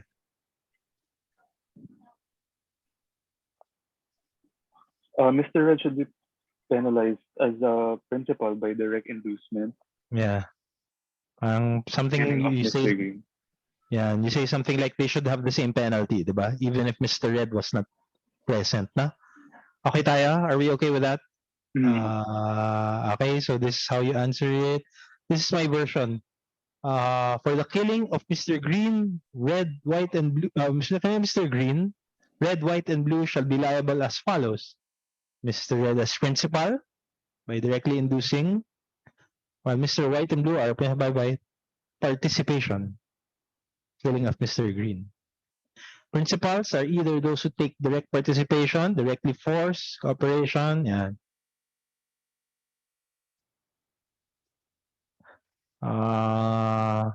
Yan. Tapos siguro nilagyan ko ng ganito. Persons committing as principal shall be criminally liable although the act be different from what she intended. Okay, sabi ko conspiracy may not be applicable. Nasa sa inyo if you want to put there. It appears based on the it appears also that it is possible that there's laws on conspiracy say that there has to be an agreement concerning the commission of a felony and they decide to commit it. So apply to the facts. When Mr. Red told Mr. White to take care, and you know what I want, and proceeded to kill. Mr. Red's instruction was the inducement. Yan, ito yung sinasabi kong conclusion. Maritime conclusion. It's the inducement that caused Mr. White to commit a felony against Mr. Green, while Mr. White and Blue directly performed the felony of killing Mr. Green. Ayan. So make them liable by principal by inducement and direct participation respectively. All right, okay. Any questions on this one? Then let's move to the next. Paulit-ulit to eh. Iba-ibang version. Okay. While walking alone on her way home, Mildred, seized at gunpoint by Felipe, boarded the tricycle. At the house, Felipe, Julio, Roldan succeeded having intercourse with Mildred against her will and under the threat of Felipe's gun.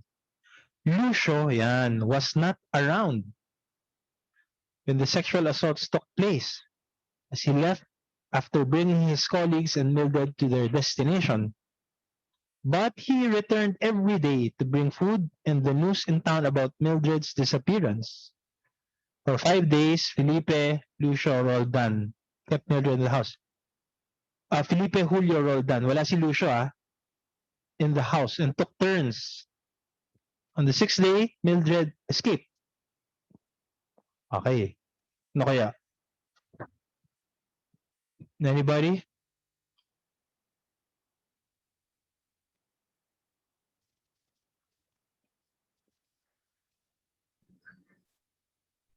Principals.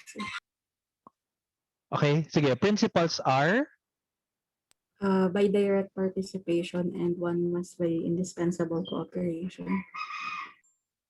So, sino yung by principal by, again, sorry. Oh, okay, let's answer the question Sino-sino yung gagawin nating principal?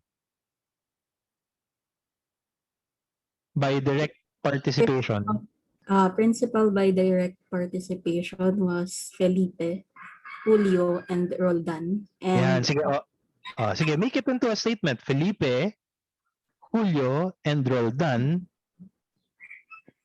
are principals by direct participation in the crime commission, of? Yeah, go ahead. in the crime of rape. And Lucio, While, okay, sige, and pwede rin. And Lucio. while Lucio is a principal by indispensable cooperation for, in this case, because he has returned every day to the place in bringing food and has knowledge of the disappearance of Mildred. Pwede. And Tama, by ano? Pwede. Yeah. By which the offense would not have been completed if it would not have been through his cooperation. That's right. Plus, he helped ba? Drove. And Lucio, who drove the tricycle? Yun pa. Lucio drove the tricycle, na? Okay? Okay, so ito yung analysis. Alright. Lucio was not around, yan. So yun yung gusto niya ipakita. Lucio was not around. But Lucio drove the tricycle. Alright, how to answer? Ito na tayo. Okay, let's try it. Yan. Ay, accomplice pala yung ginawa ko. Tama ba? Accomplice ba? Or ano? Pwede bang accomplice? Sorry. Pwede rin ano, no? Pwede. Pwede rin. Pwede rin principal, no? By direct. Yung isa, ano ba yung ano? Ano ba yung klaseng principals? Direct participation. Inducement. By inducement and indispensable cooperation. Tama, pwede. Ako ginawa kong accomplice, pero pwede rin. Alright, so regardless like I said, it's the process on how you answer. Hindi ba pwedeng accomplice? Hindi. Can Lucio be an accomplice? Hindi, ano?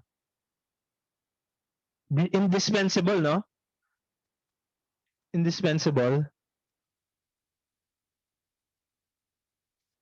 Because, tama, it was indispensable because he knew already that she was detained, Alright. Okay, so ito yung mga law. Principals are those who take direct participation, directly force, cooperate, indispensable act. or sorry, dispensable pala to the commission.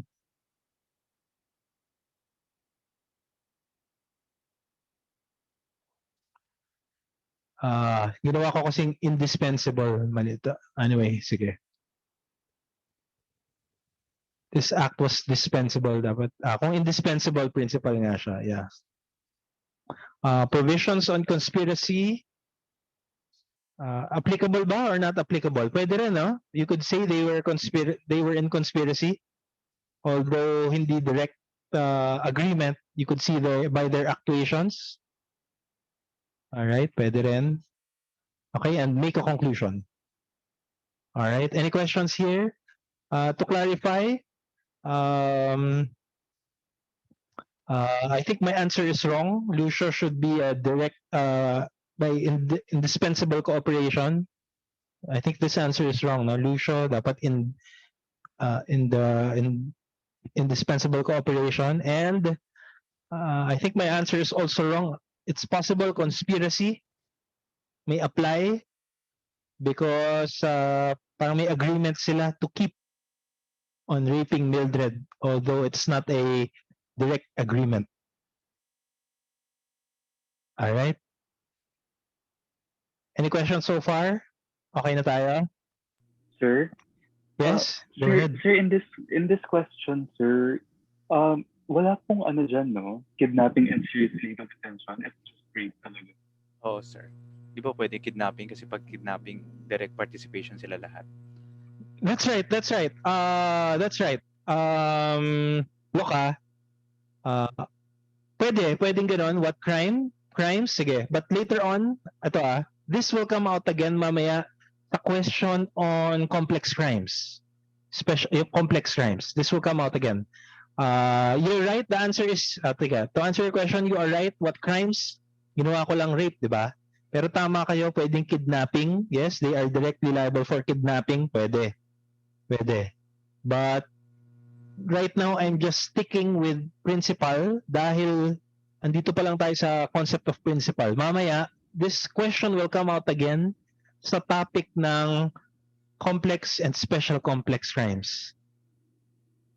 Is that okay? Was I able to clear ba? Yes, Or Papa.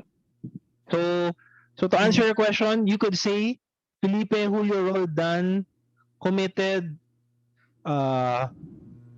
actually rape talaga to eh. Actually rape talaga. Yung kidnapping hindi eh. Kasi kidnapping as a means to eh. Kinidnap. Actually hindi nga to. Yes, sir. Diba? But okay kidnap as a means. Mamaya pa yun nasa module 3 yung complex crimes or module 4 complex crimes. Pero yeah, you can say kung magkamali man kayo na nasabi nyo this is kidnapping, mukhang hinahanap dito is degree of participation, di ba? Degree of participation. But to answer your question, well, you could say kidnapping, pero kidnapping was a means to commit the rape eh. Later in module 4, kung aabot tayo, ano yun, magiging as a means to commit rape, kinidnap, or inabduct. If you look at Article 48, can you look at that? Sige, tingnan nyo na ngayon. Habang nandito tayo, can you look at Article 48? Can somebody read Article 48? Sayang, di ba? Baka, anybody? Article 48, when a single act constitutes two or more grave or less grave felonies, or when an offense is a necessary means for committing the other, the penalty for the most serious shall be imposed. Yan, di ba? So, ito, anong ginawa nila? How many felonies were committed here? 2. Number 1, inabduct or kinidnap. Serious ba? Sige nga, may injury ba? Sir, kasi female. Okay, sure. Kinidnap, no? Kinidnap. Kinidnap. 1. Sure tayo doon, di ba? Kinidnap. Okay tayo? Agree tayo? Kidnap? Serious illegal detention, tama ba? Tingnan nyo sa article. Sige Okay tayo Like I said, hindi natin mamadaliin. Serious illegal 267.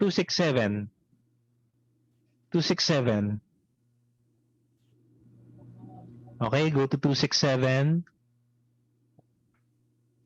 Are you there? Can somebody read it? Yung part, the important part lang, so I know that you're seeing it. Number 4, if person kidnapped or detained shall be minor, female, or public officer. Okay, no? Yung female, nakita niyo yung female? Alright, so yan. So, kinidnap, tapos ni-rape. Okay tayo? But look at Article 48, yung next part. Yung isa? Can somebody read that? Yung important part? Necessary means Or when for an committing. offense is a necessary means. Tama, di ba? So, tama, no? Anong sabi? Pag ganon, penalty for the Most serious Most crime. serious crime. maximum. So, kung titingnan niyo ang penalty ng rape, ano yung rape? Pag rape, anong penalty?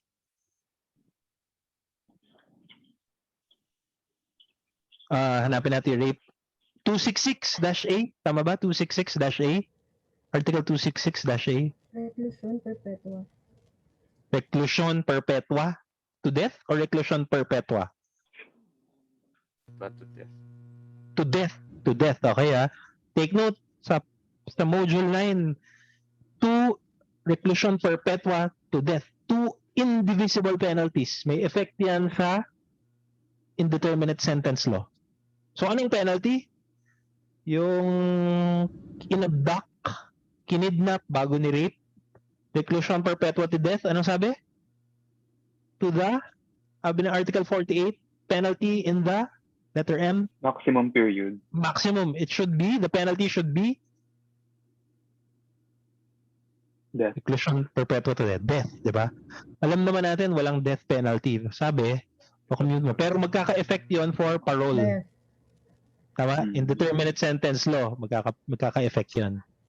Okay tayo? We'll see that, ha? We'll see that sa module 6 yata yung indeterminate sentence law. We have mga module 5 yun. Alright? So, andito pa lang tayo sa module 1. Are we okay? Okay tayo? Sir. Yes? Yes?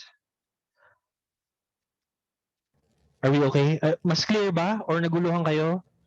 Ayokong umalis pag magulo. Can I get a thumbs? Can I get like a confirmation that we're okay? Okay tayo? I can move? Yes, sir. Okay tayo, ha? Okay, saan na tayo? Okay, ito Thanks, Miss Abeg. Yan, nakakatulong siya kasi I know. So, sayang I don't wanna keep on going. Tapos, habol-habol kayo. Gusto ko pagkatapos natin, kahit hindi na natin balikan, memorize nyo na. Alright? So, pag tinanong ko kayo, how are felonies committed? So, dapat, di ba? That may answer na. Okay? Okay. Isang technique, if you read bar questions, one of the techniques is to look at the question first. That's one technique. I'll show you why. All right? Okay, sige. Ito is 2012 bar question 24. Ayan ABC, 17 years old. Uy. Nighttime. Rob G. Enter the room through window. Robbery nga. Upon instruction of A, yan, G opened the vault while, B was booking. Acting as lookout. C opened the door when the helper was, may nagising. May nagising. Yung house help. House help shouted for help. B stabbed G. Tumakbo. Lumabas sa bahay. A also left the house. Ayan. So, nasa labas, di ba? Ran towards the door, leaving the house with C. A also left the house. Ay, sige. Ano nangyari? Okay, di ba? So, yan yung facts, di ba? So, syempre, isipin mo, ano kaya important dito? Pero tinan mo yung question. Di ba? Ang tanong is, exemption from criminal liability. Under 18, discernment, gets ya? Yan The question is not about lookout, it's not about it's not about direct yung inducement. Yan, di ba? So kung nag-ubos ka ng oras dyan, nag-drawing ka, patay, sayang oras mo. Ang question is, exempt ba sila from criminal liability? 18 with discernment. Mamaya pa natin yan we will discuss this 18, yung mga 18 discernment sa exempting circumstances. Nasa module 4 siya. Nasa module 4. So the point is, baka masyado kayong gumaling na in determining degrees of participation in a felony, in-apply nyo agad. Yan pala, may instruction. May lookout. Dahan-dahan lang. Baka masyado yung gustong gamitin yung skill nyo kasi you know na how to apply yung principal, accessory, accomplice, conspiracy. Baka naman makalimutan nyo yung main question. Alright? So, be careful with that. That's another tip. Alright? I hope that's clear. I'll move to the next one. Ayan, no? Mamaya tong complex crime, we'll discuss this complex crime. Ito, puro exempt from criminal liability. Ang daming question, degree of participation is not important. Alright? So, careful. So, anong point? 17 years of age, exempting circumstance, book 1. Robbery, book 2. Degrees of participation, book 1, revised penal code. Yan, di ba? So, yan. Yan yung point na when they put it together, baka question pa lang, nalito ka na. Facts pa lang, nalito ka na. Pero that's not the question, no? Question, degree of participation, in this case is not important. Be careful. So, it will help. It will help also, sa tiwa kung paano, yung makita mo agad yung question. Lalo na kung mahaba yung facts. Di ba? Kung mahaba yung facts. Pero kung maiksi lang yung facts, okay lang siguro. Pero kung mahabang gano'n, no? Isang paragraph, yung kalaki. Tapos question, gano'n lang.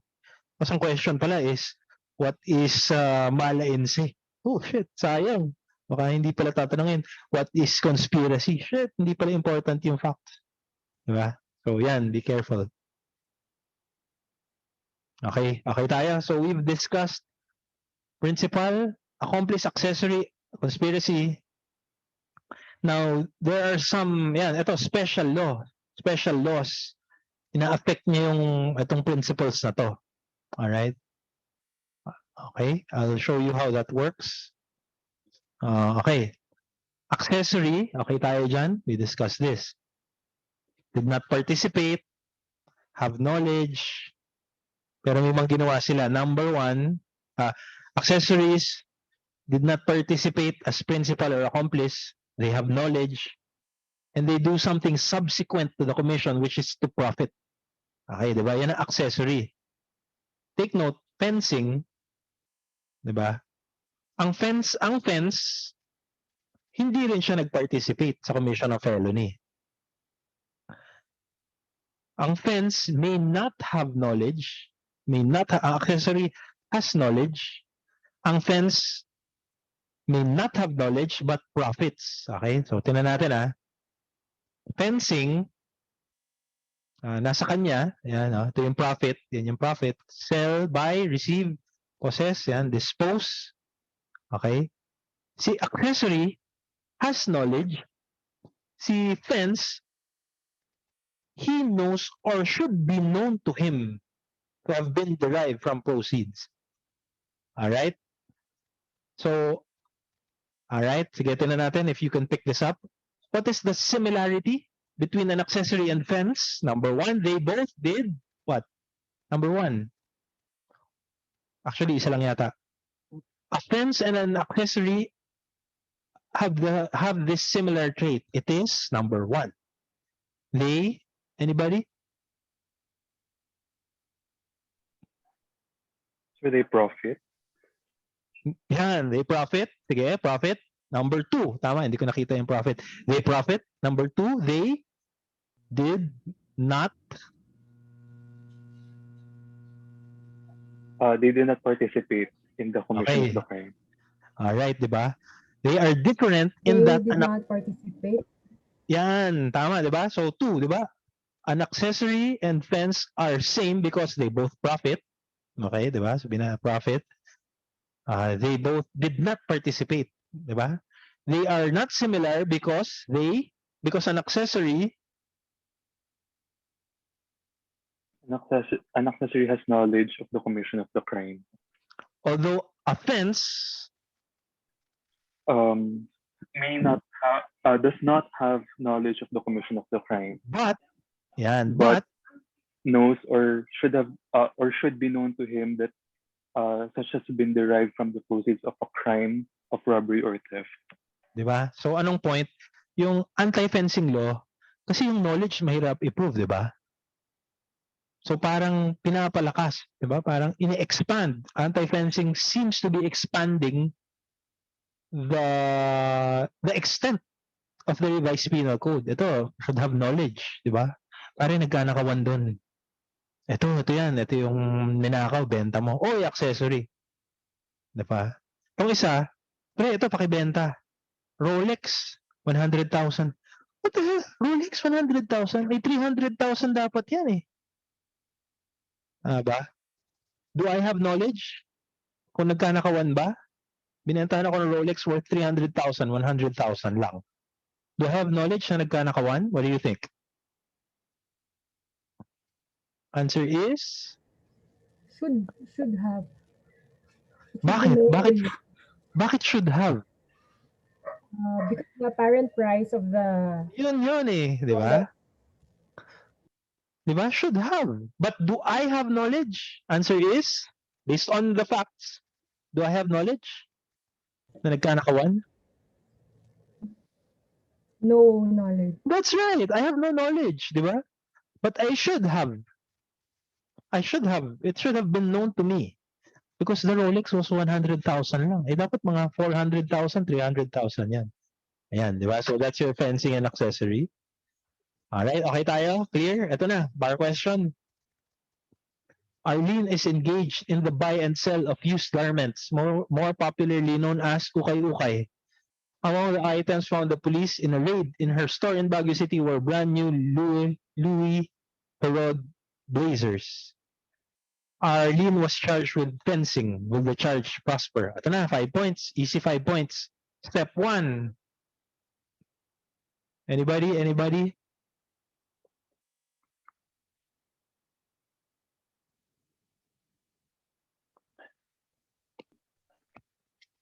Sir, no, the charge will not prosper.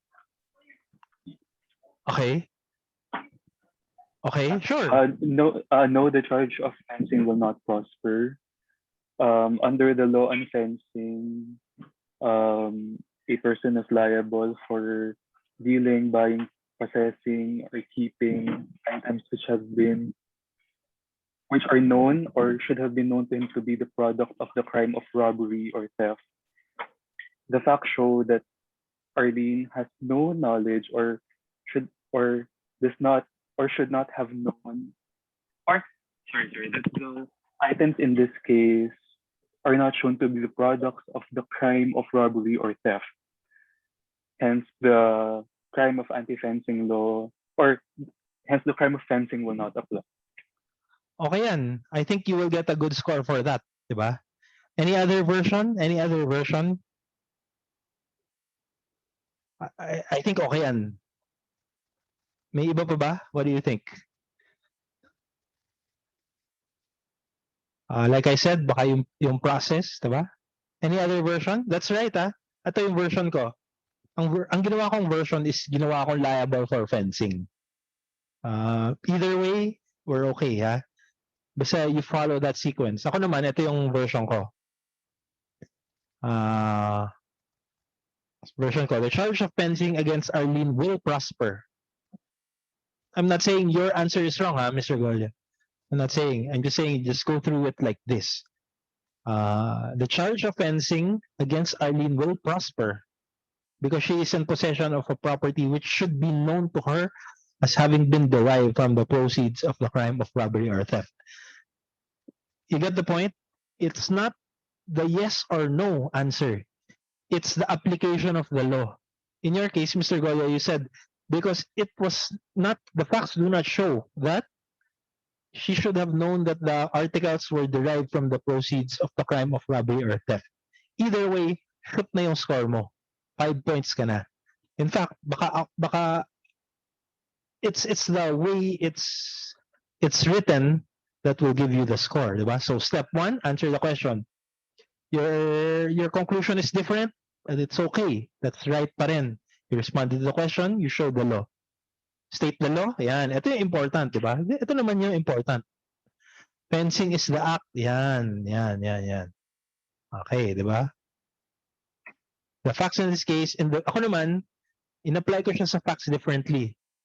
Arlene is in the business of selling used garments, while Louis Farad blazer found in her store was brand new. Hindi ko alam if it doesn't make sense na.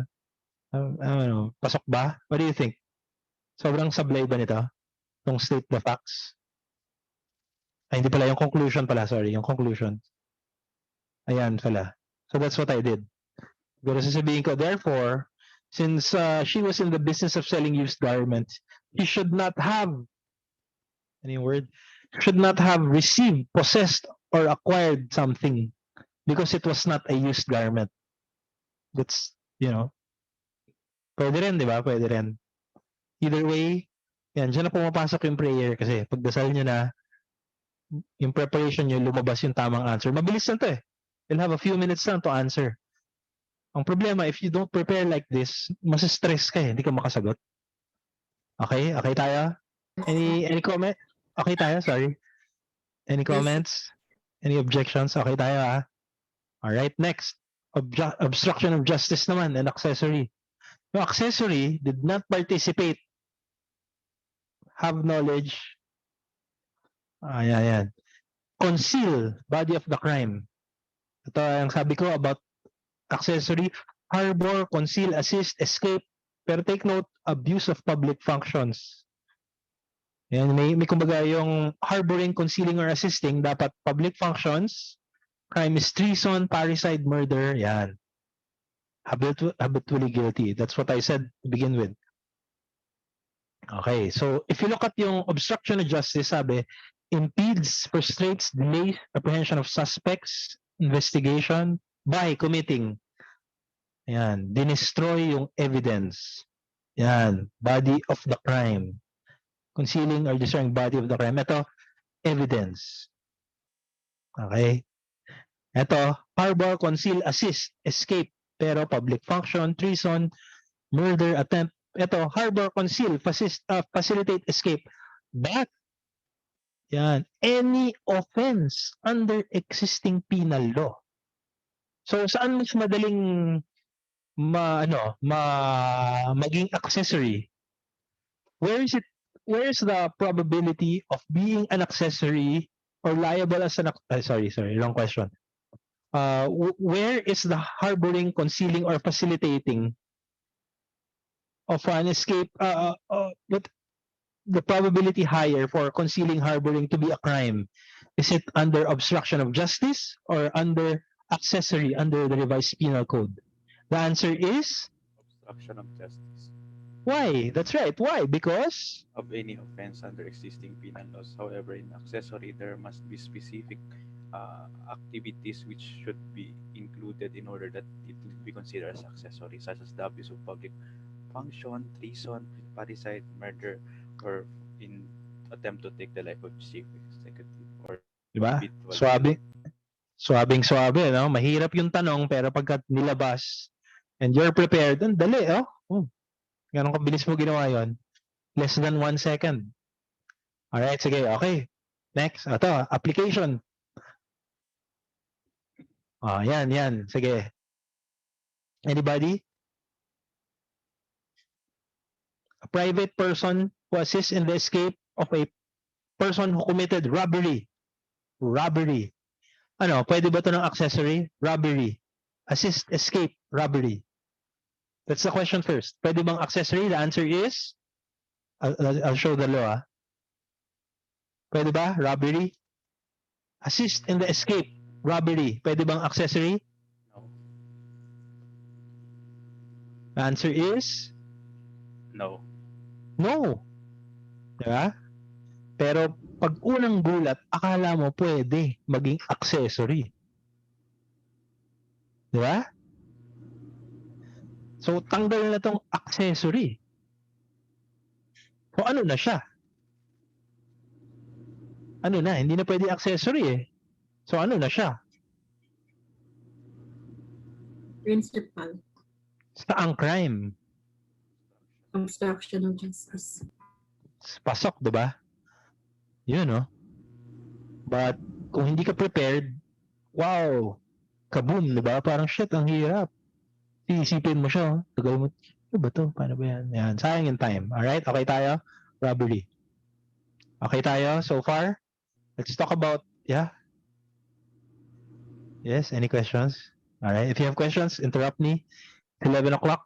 Matagal pa tayo sa module 1. Ang tagal pala nito. Hazing and versus accomplice tayo. Accomplice, yan, simultaneous acts that are indispensable. Ay, sorry. Dispensable, sorry ah. Sorry. Indispensable na sulat ko. Dispensable. Sorry. Lookout. Lookout. Kahit walang lookout, somebody can get killed. Di ba? Kahit walang lookout. Pero pagka may conspiracy, pare, bantayan mo. Papatayin ko si ganon. Ano yun? Conspiracy. Diba? Pero kung nagbantay lang siya, accomplice lang siya. Accomplice, okay, 1 degree lower ang penalty. Okay tayo so far? Okay, and then, ito, tingnan natin yung anti-hazing law. Advisor of a fraternity, sorority who is present, andun siya, failed to take action to prevent the hazing. Yung hazing na, ayan, advisor who was present, failed to take action. Take note andun lang siya nung nag-hazing, he did not prevent, nagiging principal under hazing law. Pero sa revised penal code, accomplice lang siya. Alright, next. Under the anti-hazing law, owner of the place. Owner of the place. Siyempre, hindi naman pumalo yung owner of the place, di ba?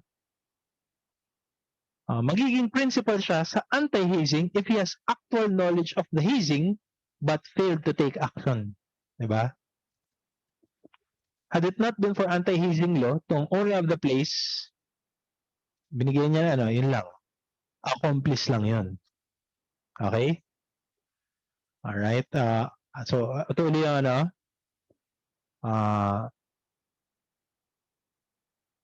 sa anti-hazing, actually planned or participated, actually present. Take note present. Present lang siya. Yung officers, fraternity, present lang. Hindi siya tumulong sa pagpalo. Principal siya under anti-hazing law. Yung mga taong sabi, uy pre, attend ka ng hazing. Carrying out the hazing by inducing to be present. Pre, mag-attend ka. Sabi ng officers. Kahit wala siya, anti-hazing principal siya. Diba? Take note, these officers, ang kinausap na mag-attend sa hazing is yung member na na-hazing. Hindi yung mga brads na pumalo. Alright? Members of fraternity who are present. Kahit lasing, basta present, principal. Kahit walang ginawa. Andun lang naman siya. Yan, that's the difference. Okay? Okay tayo so far? Ito naman, torture, anti-torture law. Accomplice. Yan. Sa anti-torture law naman, to give you an idea, anti-torture law is designed siya for public officers na nagpo-force ng confession. Persons in authority, yung confession. Okay? So if you look at Section 13 of anti-torture law, principal siya. Pag directly or indirectly, inallow niya yung torture. So, may tino-torture sa police detachment. Yung head, alam niya, ginawa niya, umuwi siya. Hindi siya pumalo, wala siyang sinabi, pero alam niya, boss, tirahin lang namin to paaminin namin. Under revised penal code, dispensable yung cooperation niya. But under anti-torture law, principal siya. Okay? Alright, here we go. So, ito. Application. Anybody?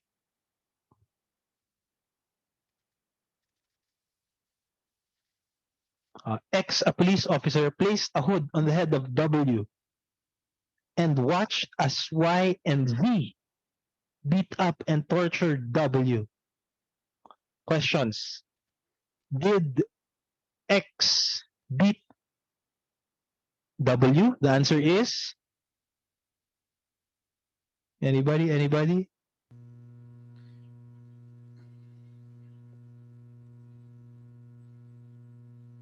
Hello? Yes. Principal. X ba? Si X, did he beat? No. No. Did he induce? No. No. Diba? So, ano yun? As a general rule, hindi siya bumugbog. Pag revised penal code, ano lang siya? Accomplice, di ba? Revised penal code. Pero, but as we discussed, sa anti-torture law, if he allowed directly or indirectly, nagiging, ano siya? Principal. Okay tayo? So, tanggalin mo na si accomplice. Principal na siya. Ano to? Hazing ba to? Or confession? Anti-torture. Yan, di ba? So ano siya? Ba't binugbog? Dahil member ng fraternity? Hindi, di ba? Bakit binugbog? To get the confession. So, anong law yung apply? Anti-torture. Yan. Okay tayo? Clear? I'll show you again. Yan. Anti-torture law is a law yan, designed to the subjects are persons in authority who use torture to obtain a confession. One of the provisions say that the immediate commanding officer led, assist, abet, or allowed, hinayaan, directly or indirectly, by subordinates is a principal. Okay tayo? We're okay? Yan. Note, X did not hit, no statement, did not instigate, pero ano pa rin. Alright? Okay? Ito, lumabas to. Tingnan nyo na lang sa ano, wait lang brigandage. Baka lumabas uli. Article 307. Article 307. Ang nangyari kasi dito, tinutulungan niya. AIDS.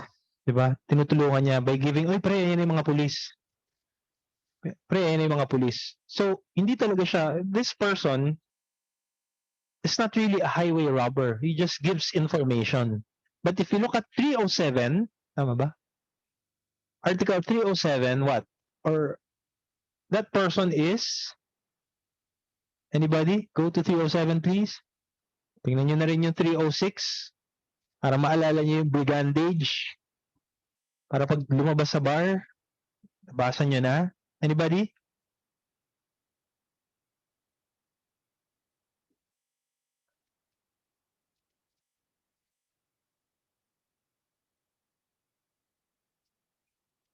Anybody? Are you still there? Hello? Yes, sir. Binabasa. Okay. Yeah, okay, sige. That's nice to hear.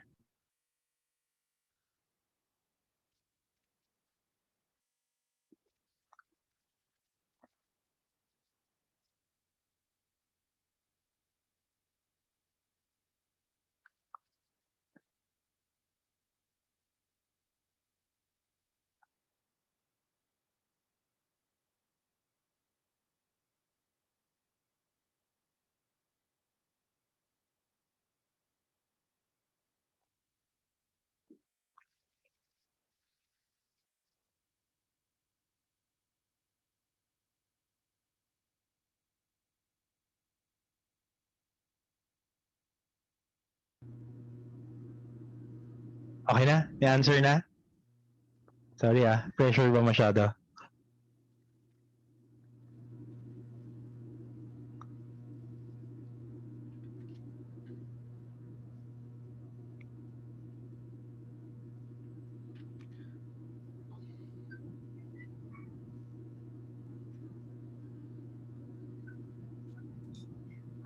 It's letter D, sir. Yes, go ahead. Sige, tell us about it. So what's the answer here? What do you think? I This, think it's letter D. huh? I think it is letter D. Is D. liable for letter D under Article 307. D, no? Yes. 307, liable siya as principal for aiding and abetting Aiding and abetting. But if you did not see 307, what do you think is the examiner trying to confuse you with? What topics do you think is the examiner trying to confuse you with? As an accessory to a crime. Why? Because an accessory is, yan, sige, go. Wala, nakalimutan na. Because an accessory is,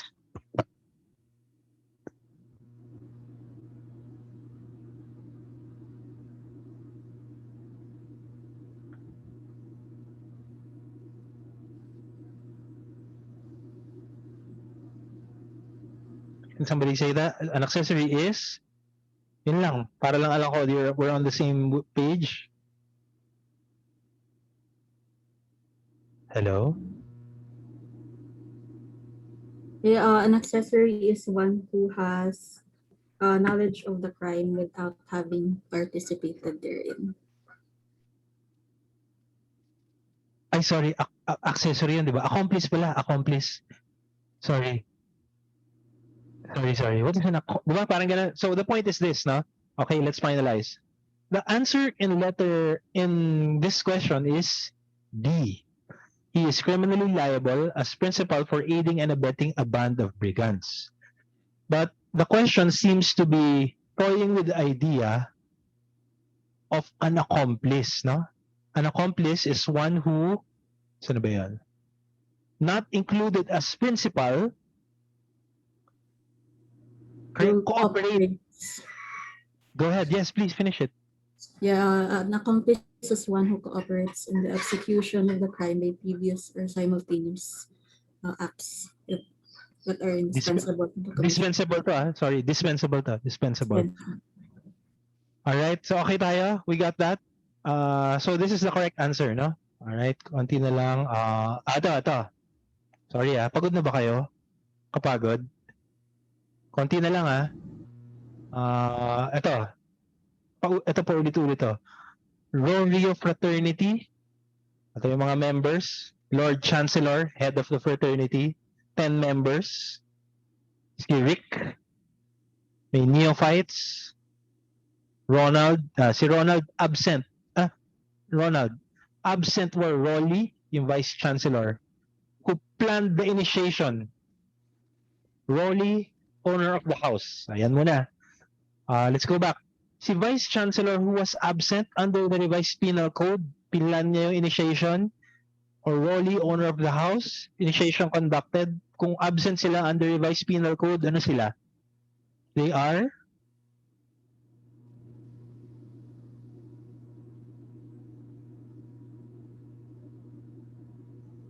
Anybody?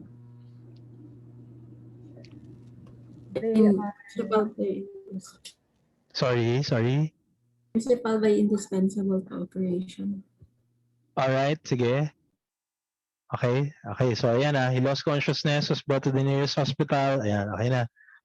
During the investigation, Ronald really wanted to join. Ayan. So it was his friend Rick who convinced him to join. Yeah, to watch. Yeah. It was also shown that Redmond and Rick did not actually participate. Yeah, hindi nag-participate si Redmond and Rick. Alam na natin yung mga neophytes who did not participate but were present. Yan. 2, merely watched. Yan. Alright. Are the 4 criminally liable? Ayan. Okay na tayo dyan. You get the idea? Sino yung absent daw? Si Redmond and Rick did not actually participate in the beating. They merely watched the hazing or helped in preparing the food. Okay? So Redmond and Rick. So is Redmond liable? Redmond muna. Redmond is liable ba si Redmond? What do you think? Yes. As? As principal under the anti-hazing law. Yan, di ba? Okay tayo. But kung revised penal code, hindi, no? Yes. How about Rolly? Ano ba si Rolly? Let's look at Rolly, ah. Let's look at Rolly. And si Rolly, That the fraternities, yan, who actually planned. Yeah, paano yun? Principal, considers Principal. principal under the anti-hazing law. Yan, di ba? Si Rick, ba si Rick? Did not actually participate. Ayun pala, si Rick. Ganun din, pareha sila. Oh, yes. Yeah. Si Ronnie. Ano ba si Ronnie? Sorry. Ronnie. Yan. Invited. Ronnie. Yeah. Ayan, siya yung house. Ronnie's house. Ano yan? Bahay ni Ronnie. If he has knowledge, he is considered as principal Okay, di ba? under the anti-hazing law. Okay. Itong question B, mamaya na natin pag-usapan to, yung mala prohibita, mala inse. Kasi sabi, Ronald knowing the voluntarily submitted, di ba? Intent, di ba? Mala prohibita, mala inse. Mamaya, in the next module, we'll discuss that. Okay tayo? Sorry, ito pala yung analysis. Okay to? Sige, paano ba natin gagawin? So siguro ganun, Rolly, the advisor, will be liable under anti-hazing law. Siguro as principal, mali ko yun, dapat nilagay ko. All will fraternity advisors have to be physically present, but does not prevent to be liable. The facts say he actually planned. Yan. Ronnie, owner of the house, he knew hazing was taking place, but did not prevent. Rick is a member who induced Rolly to be present, will be liable as principal under Redmond, the Grand Chancellor, officer of the fraternity, actually present, even if he did not participate, will be liable as principal. Yan pa lang, respond to the question pa lang, hindi na babasahin ng examiner yung question nyo. But sige, tuloy pa rin natin. Yan, di ba? Don't forget this one. Why do you say state the law? Why do I say state the law? Because kagaya kanina, parang kumbaga may safety net ka. Remember yung answer ni Mr. Golia na hindi liable for anti-fencing law? Ako, ang sagot ko, liable for anti-fencing law. Okay lang, that's not a problem. But the point is, yung law ang binibigyan ng score. Diba?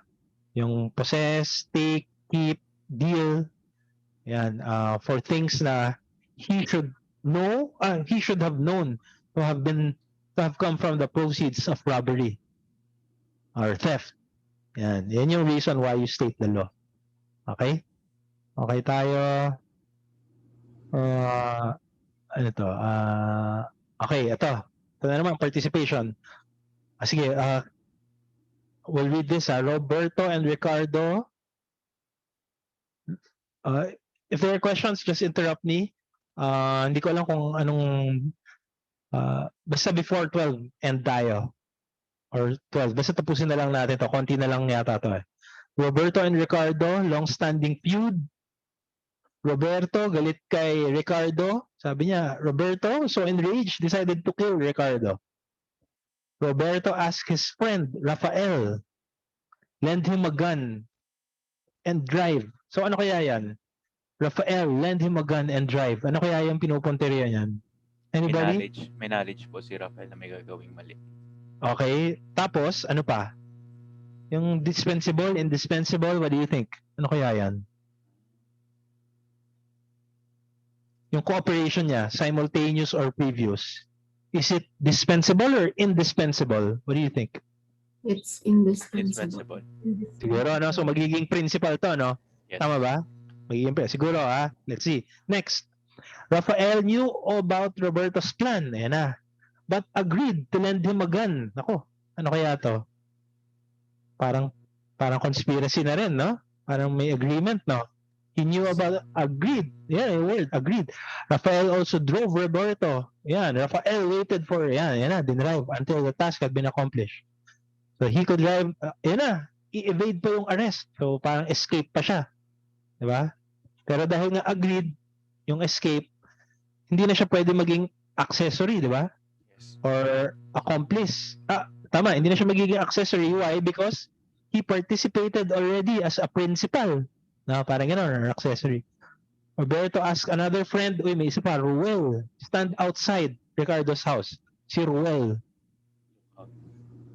Ano si Ruel? Sabi niya, pare, magbantay ka, ah. Ano kaya to? Ano kaya si Ruel? Accomplice.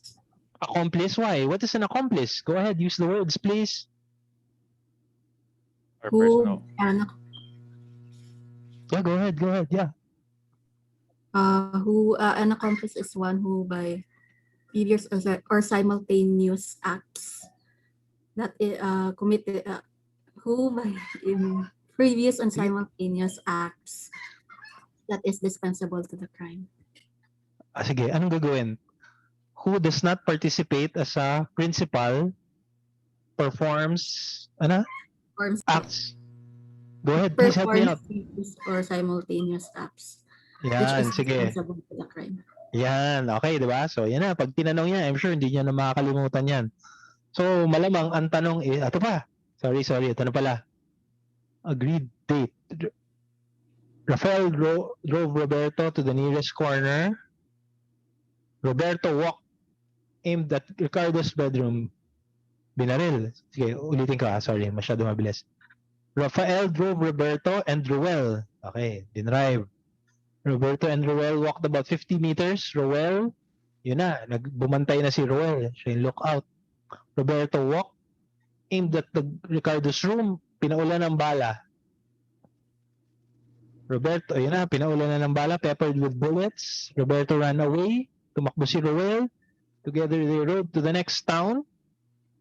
Alis. Out of town daw si Ruel. No one was in the room. No one was killed. Okay na. Was a crime committed? Alam natin, impossible crime. But didiscussin pa natin yan dun sa attempted, frustrated, consummated stage later. Pero alam nating impossible crime yan, di ba? Okay. On the assumption na, ayan, what is the degree of participation? Okay na tayo, no? Ruel is a lookout. Ganon. Okay tayo? Okay? Yes. So, nagamit na natin, di ba? Gamit natin yung knowledge na yun. Okay tayo. Ba't nga ba ito nilagay? All three. Okay. Ayan. So, medyo weird yung question, ano? Kasi parang meron ako nakita, agreed to the plan. Anyway, yung isa stand guard. Medyo weird, no? All agreed to the plan. Di ba? Medyo vague, no? Anyway, how you interpret it doesn't matter. Basta you follow the 4-step. Answer the question. The degree of participation are as follows. Roberto is like this. Rafael is like this. Ruel is like this. According to the revised penal code, a principal is like this. An accessory is like this. An accomplice is like this. Apply to the facts. Roberto, ganyan. Rafael agreed to the plan. Ruel did not know of the plan. He merely acceded to the ganon. Ruel did not participate in the planning. He merely acceded. He did not participate as Ruel did not participate in the commission of the felony as a principal by indispensable cooperation or direct participation. He merely acted as a lookout, a role which is dispensable to the commission of the felony. Ruel is a accessory. Okay na. Gamay na niya na yan, di ba? Alright. Okay tayo. Ako kasi, nung sinulat ko to, ang sagot ko was conspiracy. I didn't know, no? Ngayon ko lang nalaman ulit. Okay din naman, di ba? Kasi ang in-apply ko sa fact, sabi ko, kinote ko, they all agreed to the plan and their respective roles. They all agreed to the plan. So yung agreed, yun yung naalala ko. Ruel stood outside as a lookout to warn him. Ayan, sabi ko, Ruel, pero nilagay ko pa rin. So as a lookout, but they agreed to the plan. Something like that. So, di ba? So, it doesn't matter. Basta yung sequencing mo, yan, paulit-ulit. Okay, ito. Ito, from Module 1, memory work. Anybody? Can anybody do this? Kaya pa? Kaya pa? Pagod na. Ito yung first question. Can anybody take this?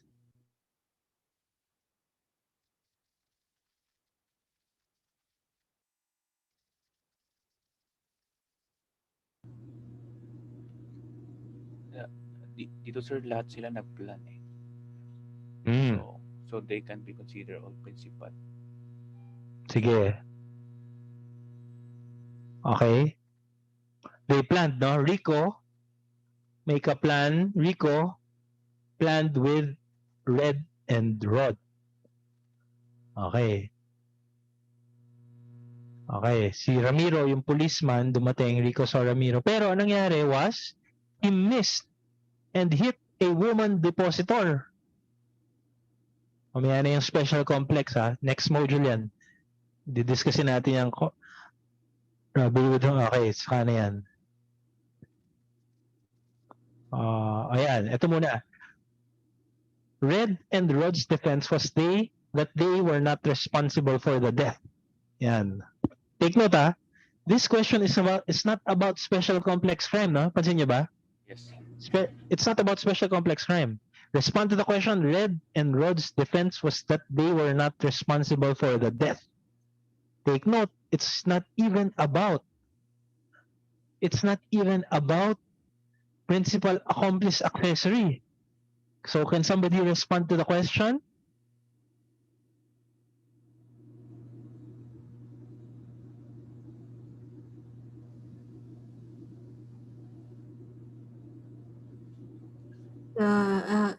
Red and Rod's defense is not meritorious as a person is criminally liable by committing a felony, although the wrongful act done is different from that which is intended. Diba? Is it about principal, accomplice, accessory? No. Diba? Is it about special complex crime? No. Pero pag nabaliw ka dyan, kasi oh shit, putik, ano ba yung special? Oh shit, ano ba yan? Wala na, sira na. Sira na yung diskarte mo. Diba? Are we okay? Got that? Okay tayo? Alright. Okay, yan. You already got that. Yan uli yung take note, ha. 2018 to, ha. 2018 bar. Ilang beses itong tinanong? Yan na naman. So magagamit niyo yung script na yan. Revised penal code, liability incurred, all the different one intended, firing a gun towards a person with intent to kill is a felony, punishable under book 2. Instinct nyo na yan. Tapos yan, apply to the facts. When Rico aimed to shoot, kill a policeman to remove the danger from Red and Rod being caught, kaya state the facts, diba? He was committing a felony against the policeman target. Yan. Thus, as provided by law, even if the woman was not the target, Rico will be criminally liable, although he did not intend to hurt or hit the woman. Suabe, no? Relax ka lang. Pagka prepared ka, smooth lang to. Ipaulit-ulit to. Bar questions repeat themselves. Nung una sabi ko 80. May mga ibang bar questions like 2012, 2018 yata. Mga 60% lang yung na-repeat. Pero so far, lahat sila 80% umuulit. So what's the point? Kung 80% umuulit to, magawa mo lang tong bar question series, ready ka for 80% of the bar questions. Why? Because bar exam is a test of basic knowledge. This data will show na throughout for the past 10 years, ito ang hinahanap nilang basic data. Paulit-ulit, 80%.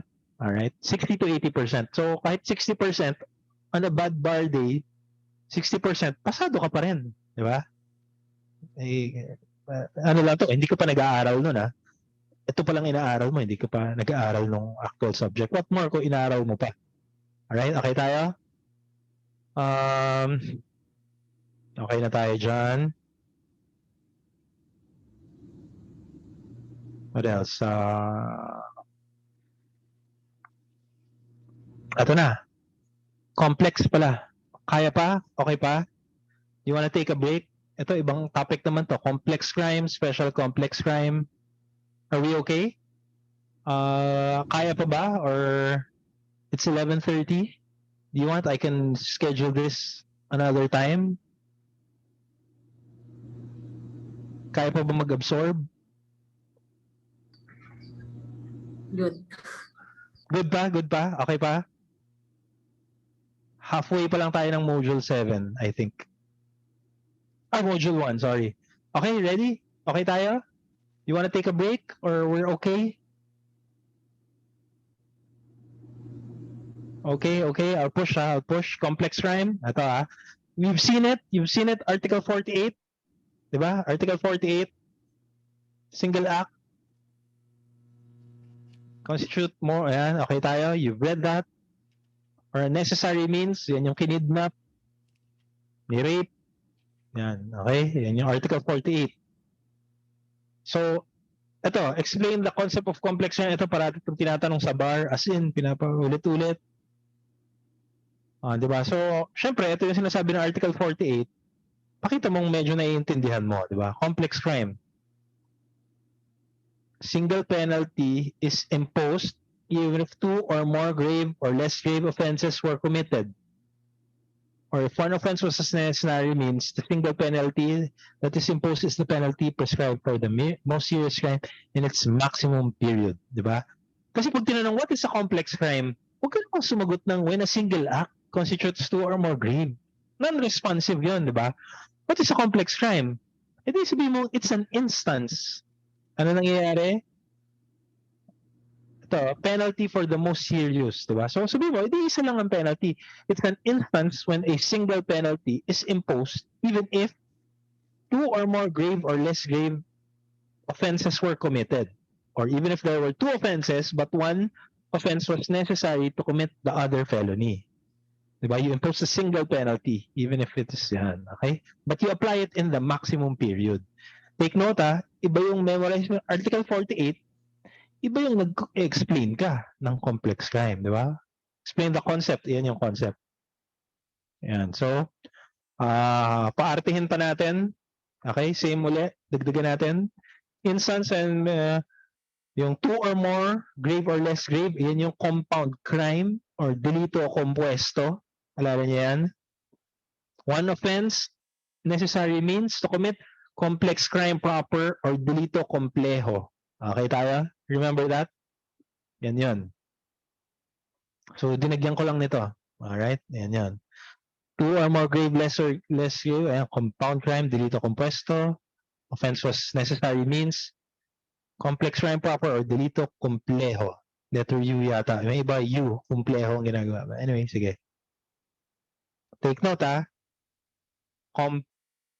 compound, complex proper, tapos ito yung special complex.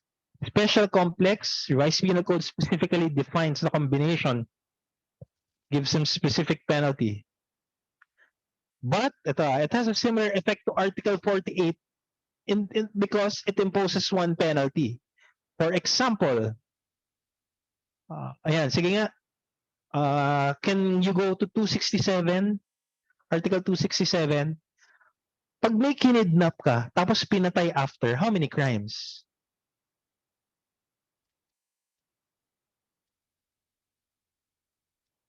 Anybody? Sir, two. Two. But if you look at Article 267, can you look at Article 267?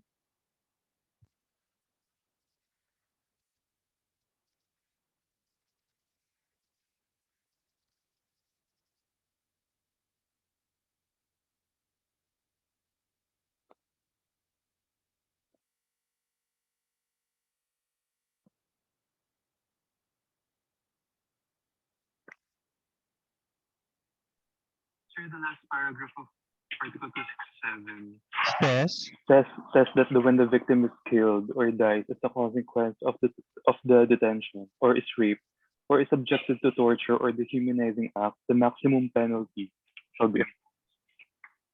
Diba? So the point is this. Kinidnap, pinatay. Kinidnap, ni-rape. Two crimes. Diba? But is one, ito is Is one a necessary means to commit the other? Maybe not. Diba? Maybe not. But because Article 267 says so, isang crime lang i-impose mo. Isang penalty lang. And the penalty is, what do you think? Anong sabi ng 267? Reclusion perpetua. Di ba? Reclusion perpetua lang? Sorry ah. To death, sir. To death. To death? To death? Okay. Sige ha. Reclusion perpetua to death. Na? Okay. The maximum Pero pag- penalty shall be imposed. Maximum daw, sabi? Opo, yung sa last paragraph. Sabi, last paragraph, 267. So, ano yung maximum? Death. Reclusion, it will be? Death. Death. Yan ah. Mamaya, we'll clarify that further. Okay? So, yan. If you note, yan yung sinasabi na specifically defined. No? Specifically, revised penal code specifically defines the combination of crimes and gives specific penalty. Isa pang example is robbery. Tinan niyo yung robbery. 294. Look for that. Kasi may makikita pa kayo iba. Yeah, ano pa? Go ahead, yeah. Ano yung mga combination? Yung rape ba kasali?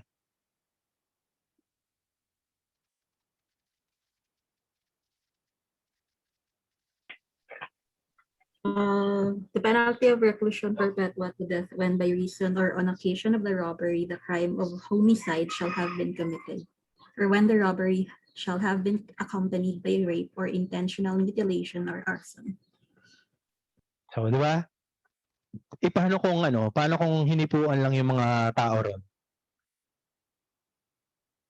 One crime, two crimes. Lascivious lang. Halimbawa, lasciviousness. What do you think?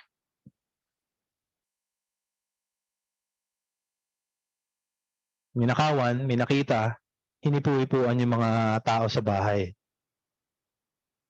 What do you think? Robbery and acts of lasciviousness? What do you think? Dalawang crime ba? Sige just to be clear. Nagplano sila, let's rob the house. Ni-rob ni Mr. A, for example, yung house. Nakita niya, uy, may babae doon, may rape. How many crimes? Isa lang din, sir. Isa lang, di ba? Pero if you look at it, dalawa. Yes. Ni-rape na, ninakawan na, ni-rape pa. Pero isa lang, di ba? Paano kung ni-rob ni Mr. A, bahay ni nung hinipuan lang niya. How many crimes? I believe, sir, isa din. 294. One. 294. One lang? Paragraph 4. Paragraph 4 dahil, sige nga, can you help me out? Well, I don't have it with me. If the violence or intimidation employed in the commission of the robbery shall have been carried to a degree clearly unnecessary for the commission of the crime, or when in course of its execution, the offender shall have inflicted upon any person not responsible for its commission any of the physical injuries covered by Sorry? subdivision 3 and 4 of the Article 263. So, rape, so yan, yung hipo-hipo, ano yun, magpo-fall siya under physical injury? Go ahead, please. Unnecessary, yun ba yan? Ay, sorry, Yeah, again? Nag-choppy.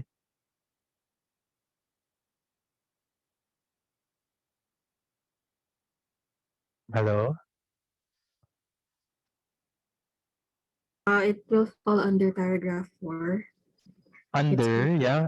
Paragraph Under 4 for violence or intimidation employed or shall have been carried to a degree clearly unnecessary for the commission of the crime. Okay, so hindi siya separate, Hindi siya separate robbery and unjust fixation. Hindi, Tama ba? Am I... Not a separate act, sir. It is Not separate. committed in the course of the... Okay. And you are doing that, why? Because of Article 48 or because of Article 294? 294. You got it? Yan, So, hindi siya complex crime proper or compound crime. Siya ay special complex crime. Okay? You got that? Sir. Because you did not do it by virtue. Yes, go ahead, yeah. Sir, I just have a question. Sir, Yeah, go in ahead. our recent example, sir, can you consider the act of lascivious violence or intimidation that can fall within paragraph 4 of Article 294?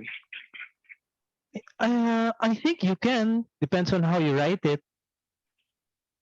I think. I think you can. Depends on how you write it. Basta follow the 4-step process. It is like this. The law is like this. You apply it to the facts. The girl must have been intimidated. Connect mo lang siya. Therefore, it is. You can say that. Or you can say it is not. It is a separate crime because it's not. Okay po. Okay? Normally, you will notice yung mga ganyang questions, hindi siya itatanong. Yung ganyang ka-fine because we're looking at baseline questions. Minimum questions na tayo. Minimum, yung baseline lang. Masyadong high-tech yan for a bar exam. Okay? So, we'll see some more. Ito, arson. Di ba, sinunog. May sinunog na bahay, may namatay. Dalawang crime, di ba? Arson, sinunog, namatay. Yung iba, yung homicide pa nila yun, di ba? Eh, may fire. Murder yun. Pero because of 326-A, look at arson, yung death na yun, isang crime lang. Okay? Pasadahan nyo na yung through 326 kasi baka may mga other things na kasali sa arson.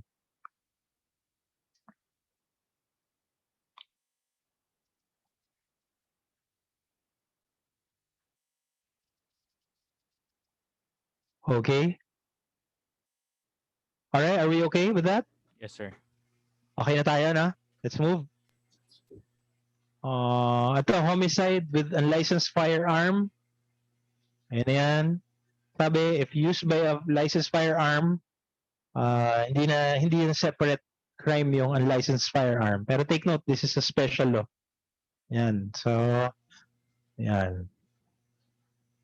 Alright, okay tayo? Okay. Tapos, merong konsepto ng, di ba, ano na yung mga nano natin? Ito. Compound, delito compuesto, complex, delito kompleho, special complex, may delito continuado, continuous crime, many crimes, single intent, one crime. Ito yung nagnakaw, pumasok, tapos kinuha niya chickens, 10 chicken, kinuha niya. Ilang taking? 10. Pero single intent lang, kahit, di ba, binasag niya yung pintuan ng yung tindahan, kinuha niya yung madaming jewelry. Ilang taking? 1, 2, 3, 4, 5, ang dami. Many crimes yun, many takings. But single intent, this principle of continuous crime or delito continuado, ang treatment doon, single crime lang. Take note, wala siya sa law. It's not in law, it is in jurisprudence. Alright? May isa pang continuing offense. Ito yung something about jurisdiction. Crime committed in different places. Ano ang effect? If it's a continuing offense, file a case in either jurisdiction. Yan yung, for example, yung, ano ba? Ayun, yung, ano bang pwede? Siguro estafa, for example lang for example, pineke yung document sa Makati, dinala sa San Juan, peke, kunwari yung, yung cheque, for example, San Juan, dinala, sa Makati, dinala sa San Juan, dun kinuha yung gamit, yan. Continuing offense. Sa San Juan ginawa yung isa, sa kabila yan. Something like that. That's your continuing offense. Alright? Okay, so ito. This question, are we okay so far? Okay na? Are we okay? Let's talk about this one. This is not a complex or special complex crime. Let's go.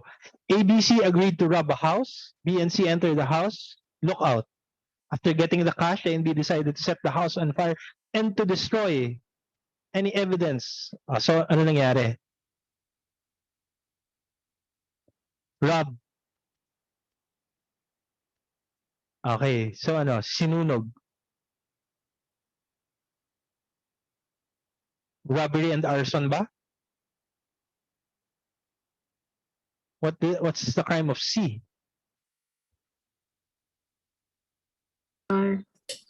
Special complex crime of robbery. Of robbery. Isinunog nga eh. Di ba may extra crime? Under paragraph 294, paragraph 1, sir. Go ahead. Complete it, please.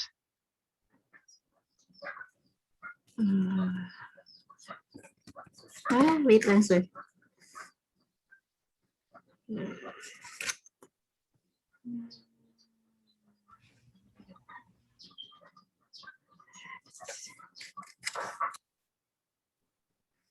House lang. I have to look, sir, if it is an uninhabited place. Sorry. Okay, wait. Pagka ba yung robbery, tapos sinunog, special complex crime ba yun? Can you check? Robbery?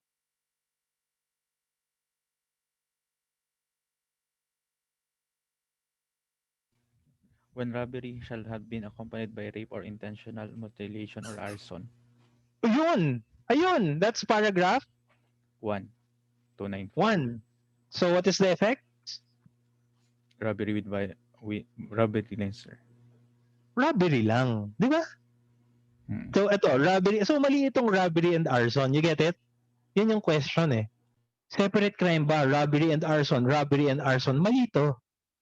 It's not robbery and arson because it's a special complex crime. Ano lang siya? Just robbery. Ewan ko lang to. Accomplice to robbery. Ano ba daw? Sige. Commit outside, look out. Ayan, pwede nga yata. Just robbery, no?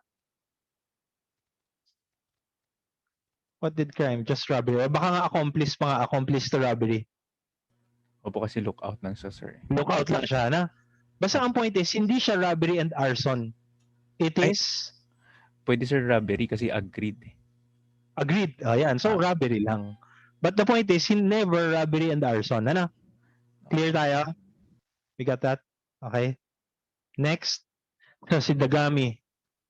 Dagami concealed Bugna's body and the fact that he killed him by setting house on fire. Ayan. Ano ba? Murder and arson? Murder and arson or arson lang?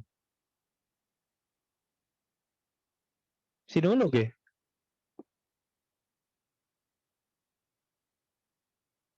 Anybody? Look for the basis?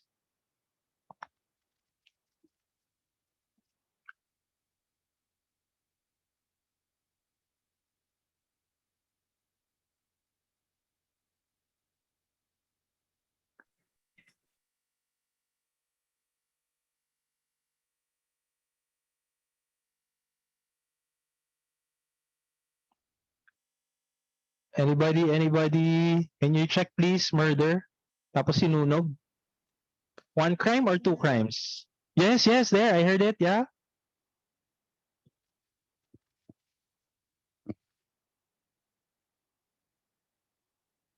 Sir, I think it's only murder, the arson being absorbed already. Why? That's right. But why? Can you quote that provision that makes you correct?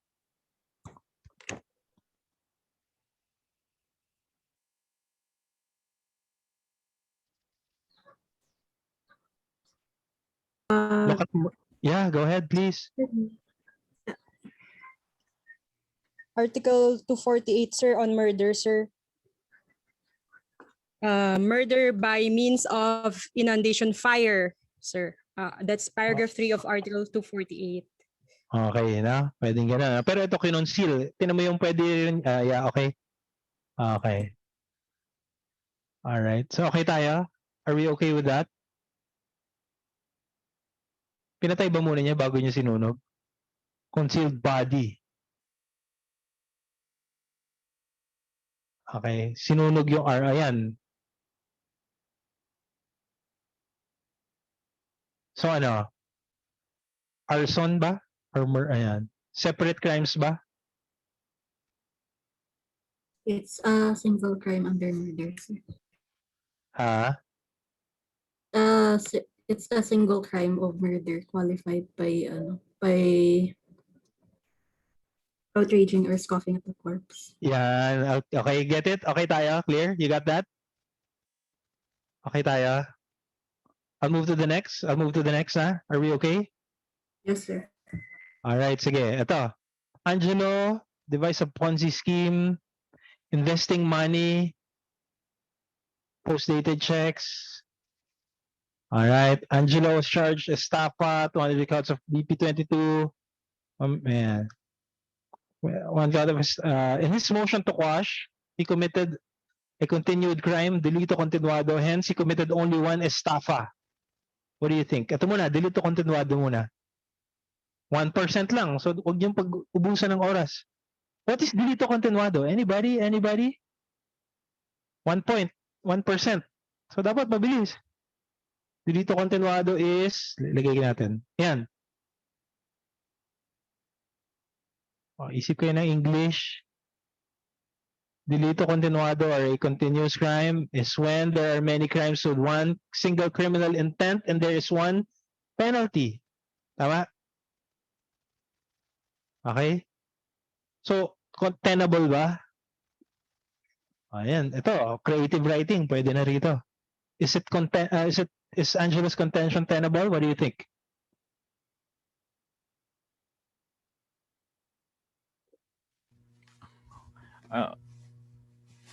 No, sir. That's right. Why? No, Angelo's contention is not tenable under the law when in application of Batas Pamansa 22 when the act. It's not about BP22, It's not about BP22. It's about delito continuado. This is your answer here, Is Angela's contention tenable? No, you are right. Why? Because there were 500 persons deceived. Okay. And go ahead, yes. And such is not not done within one intent. Yan. Therefore, should not be treated as one count of estafa and one count of violation of BP22. Alright, diba? Yan, diba? So, pagandahin mo na lang. Pero yun na yun, pasok na yun dito, diba? Many crimes, single intent, one crime. In this case, it's not true that in this case, many crimes were not motivated by a single intent because there were 500 victims which were subject of 500 acts of fraud, no?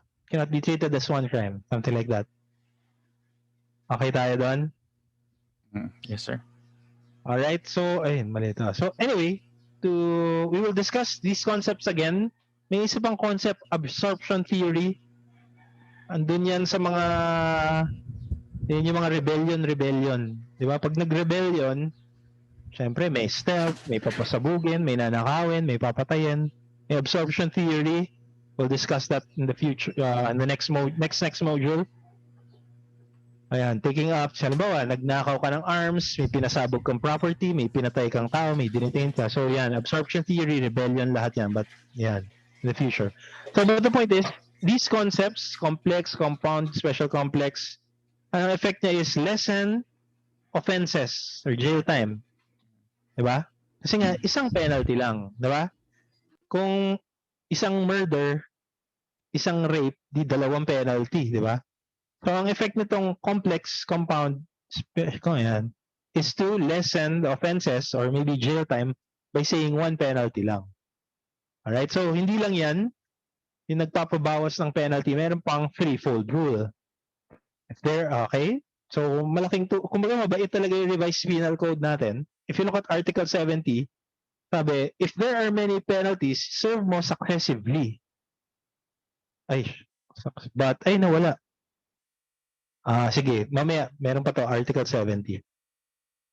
Okay tayo so far. Yan yung complex, compound, special complex. Okay? I don't know if you're still up for it. It's 12 o'clock. Medyo malayo pa pala. May rape pa and killing. Feeling ko after 3 hours, break muna tayo.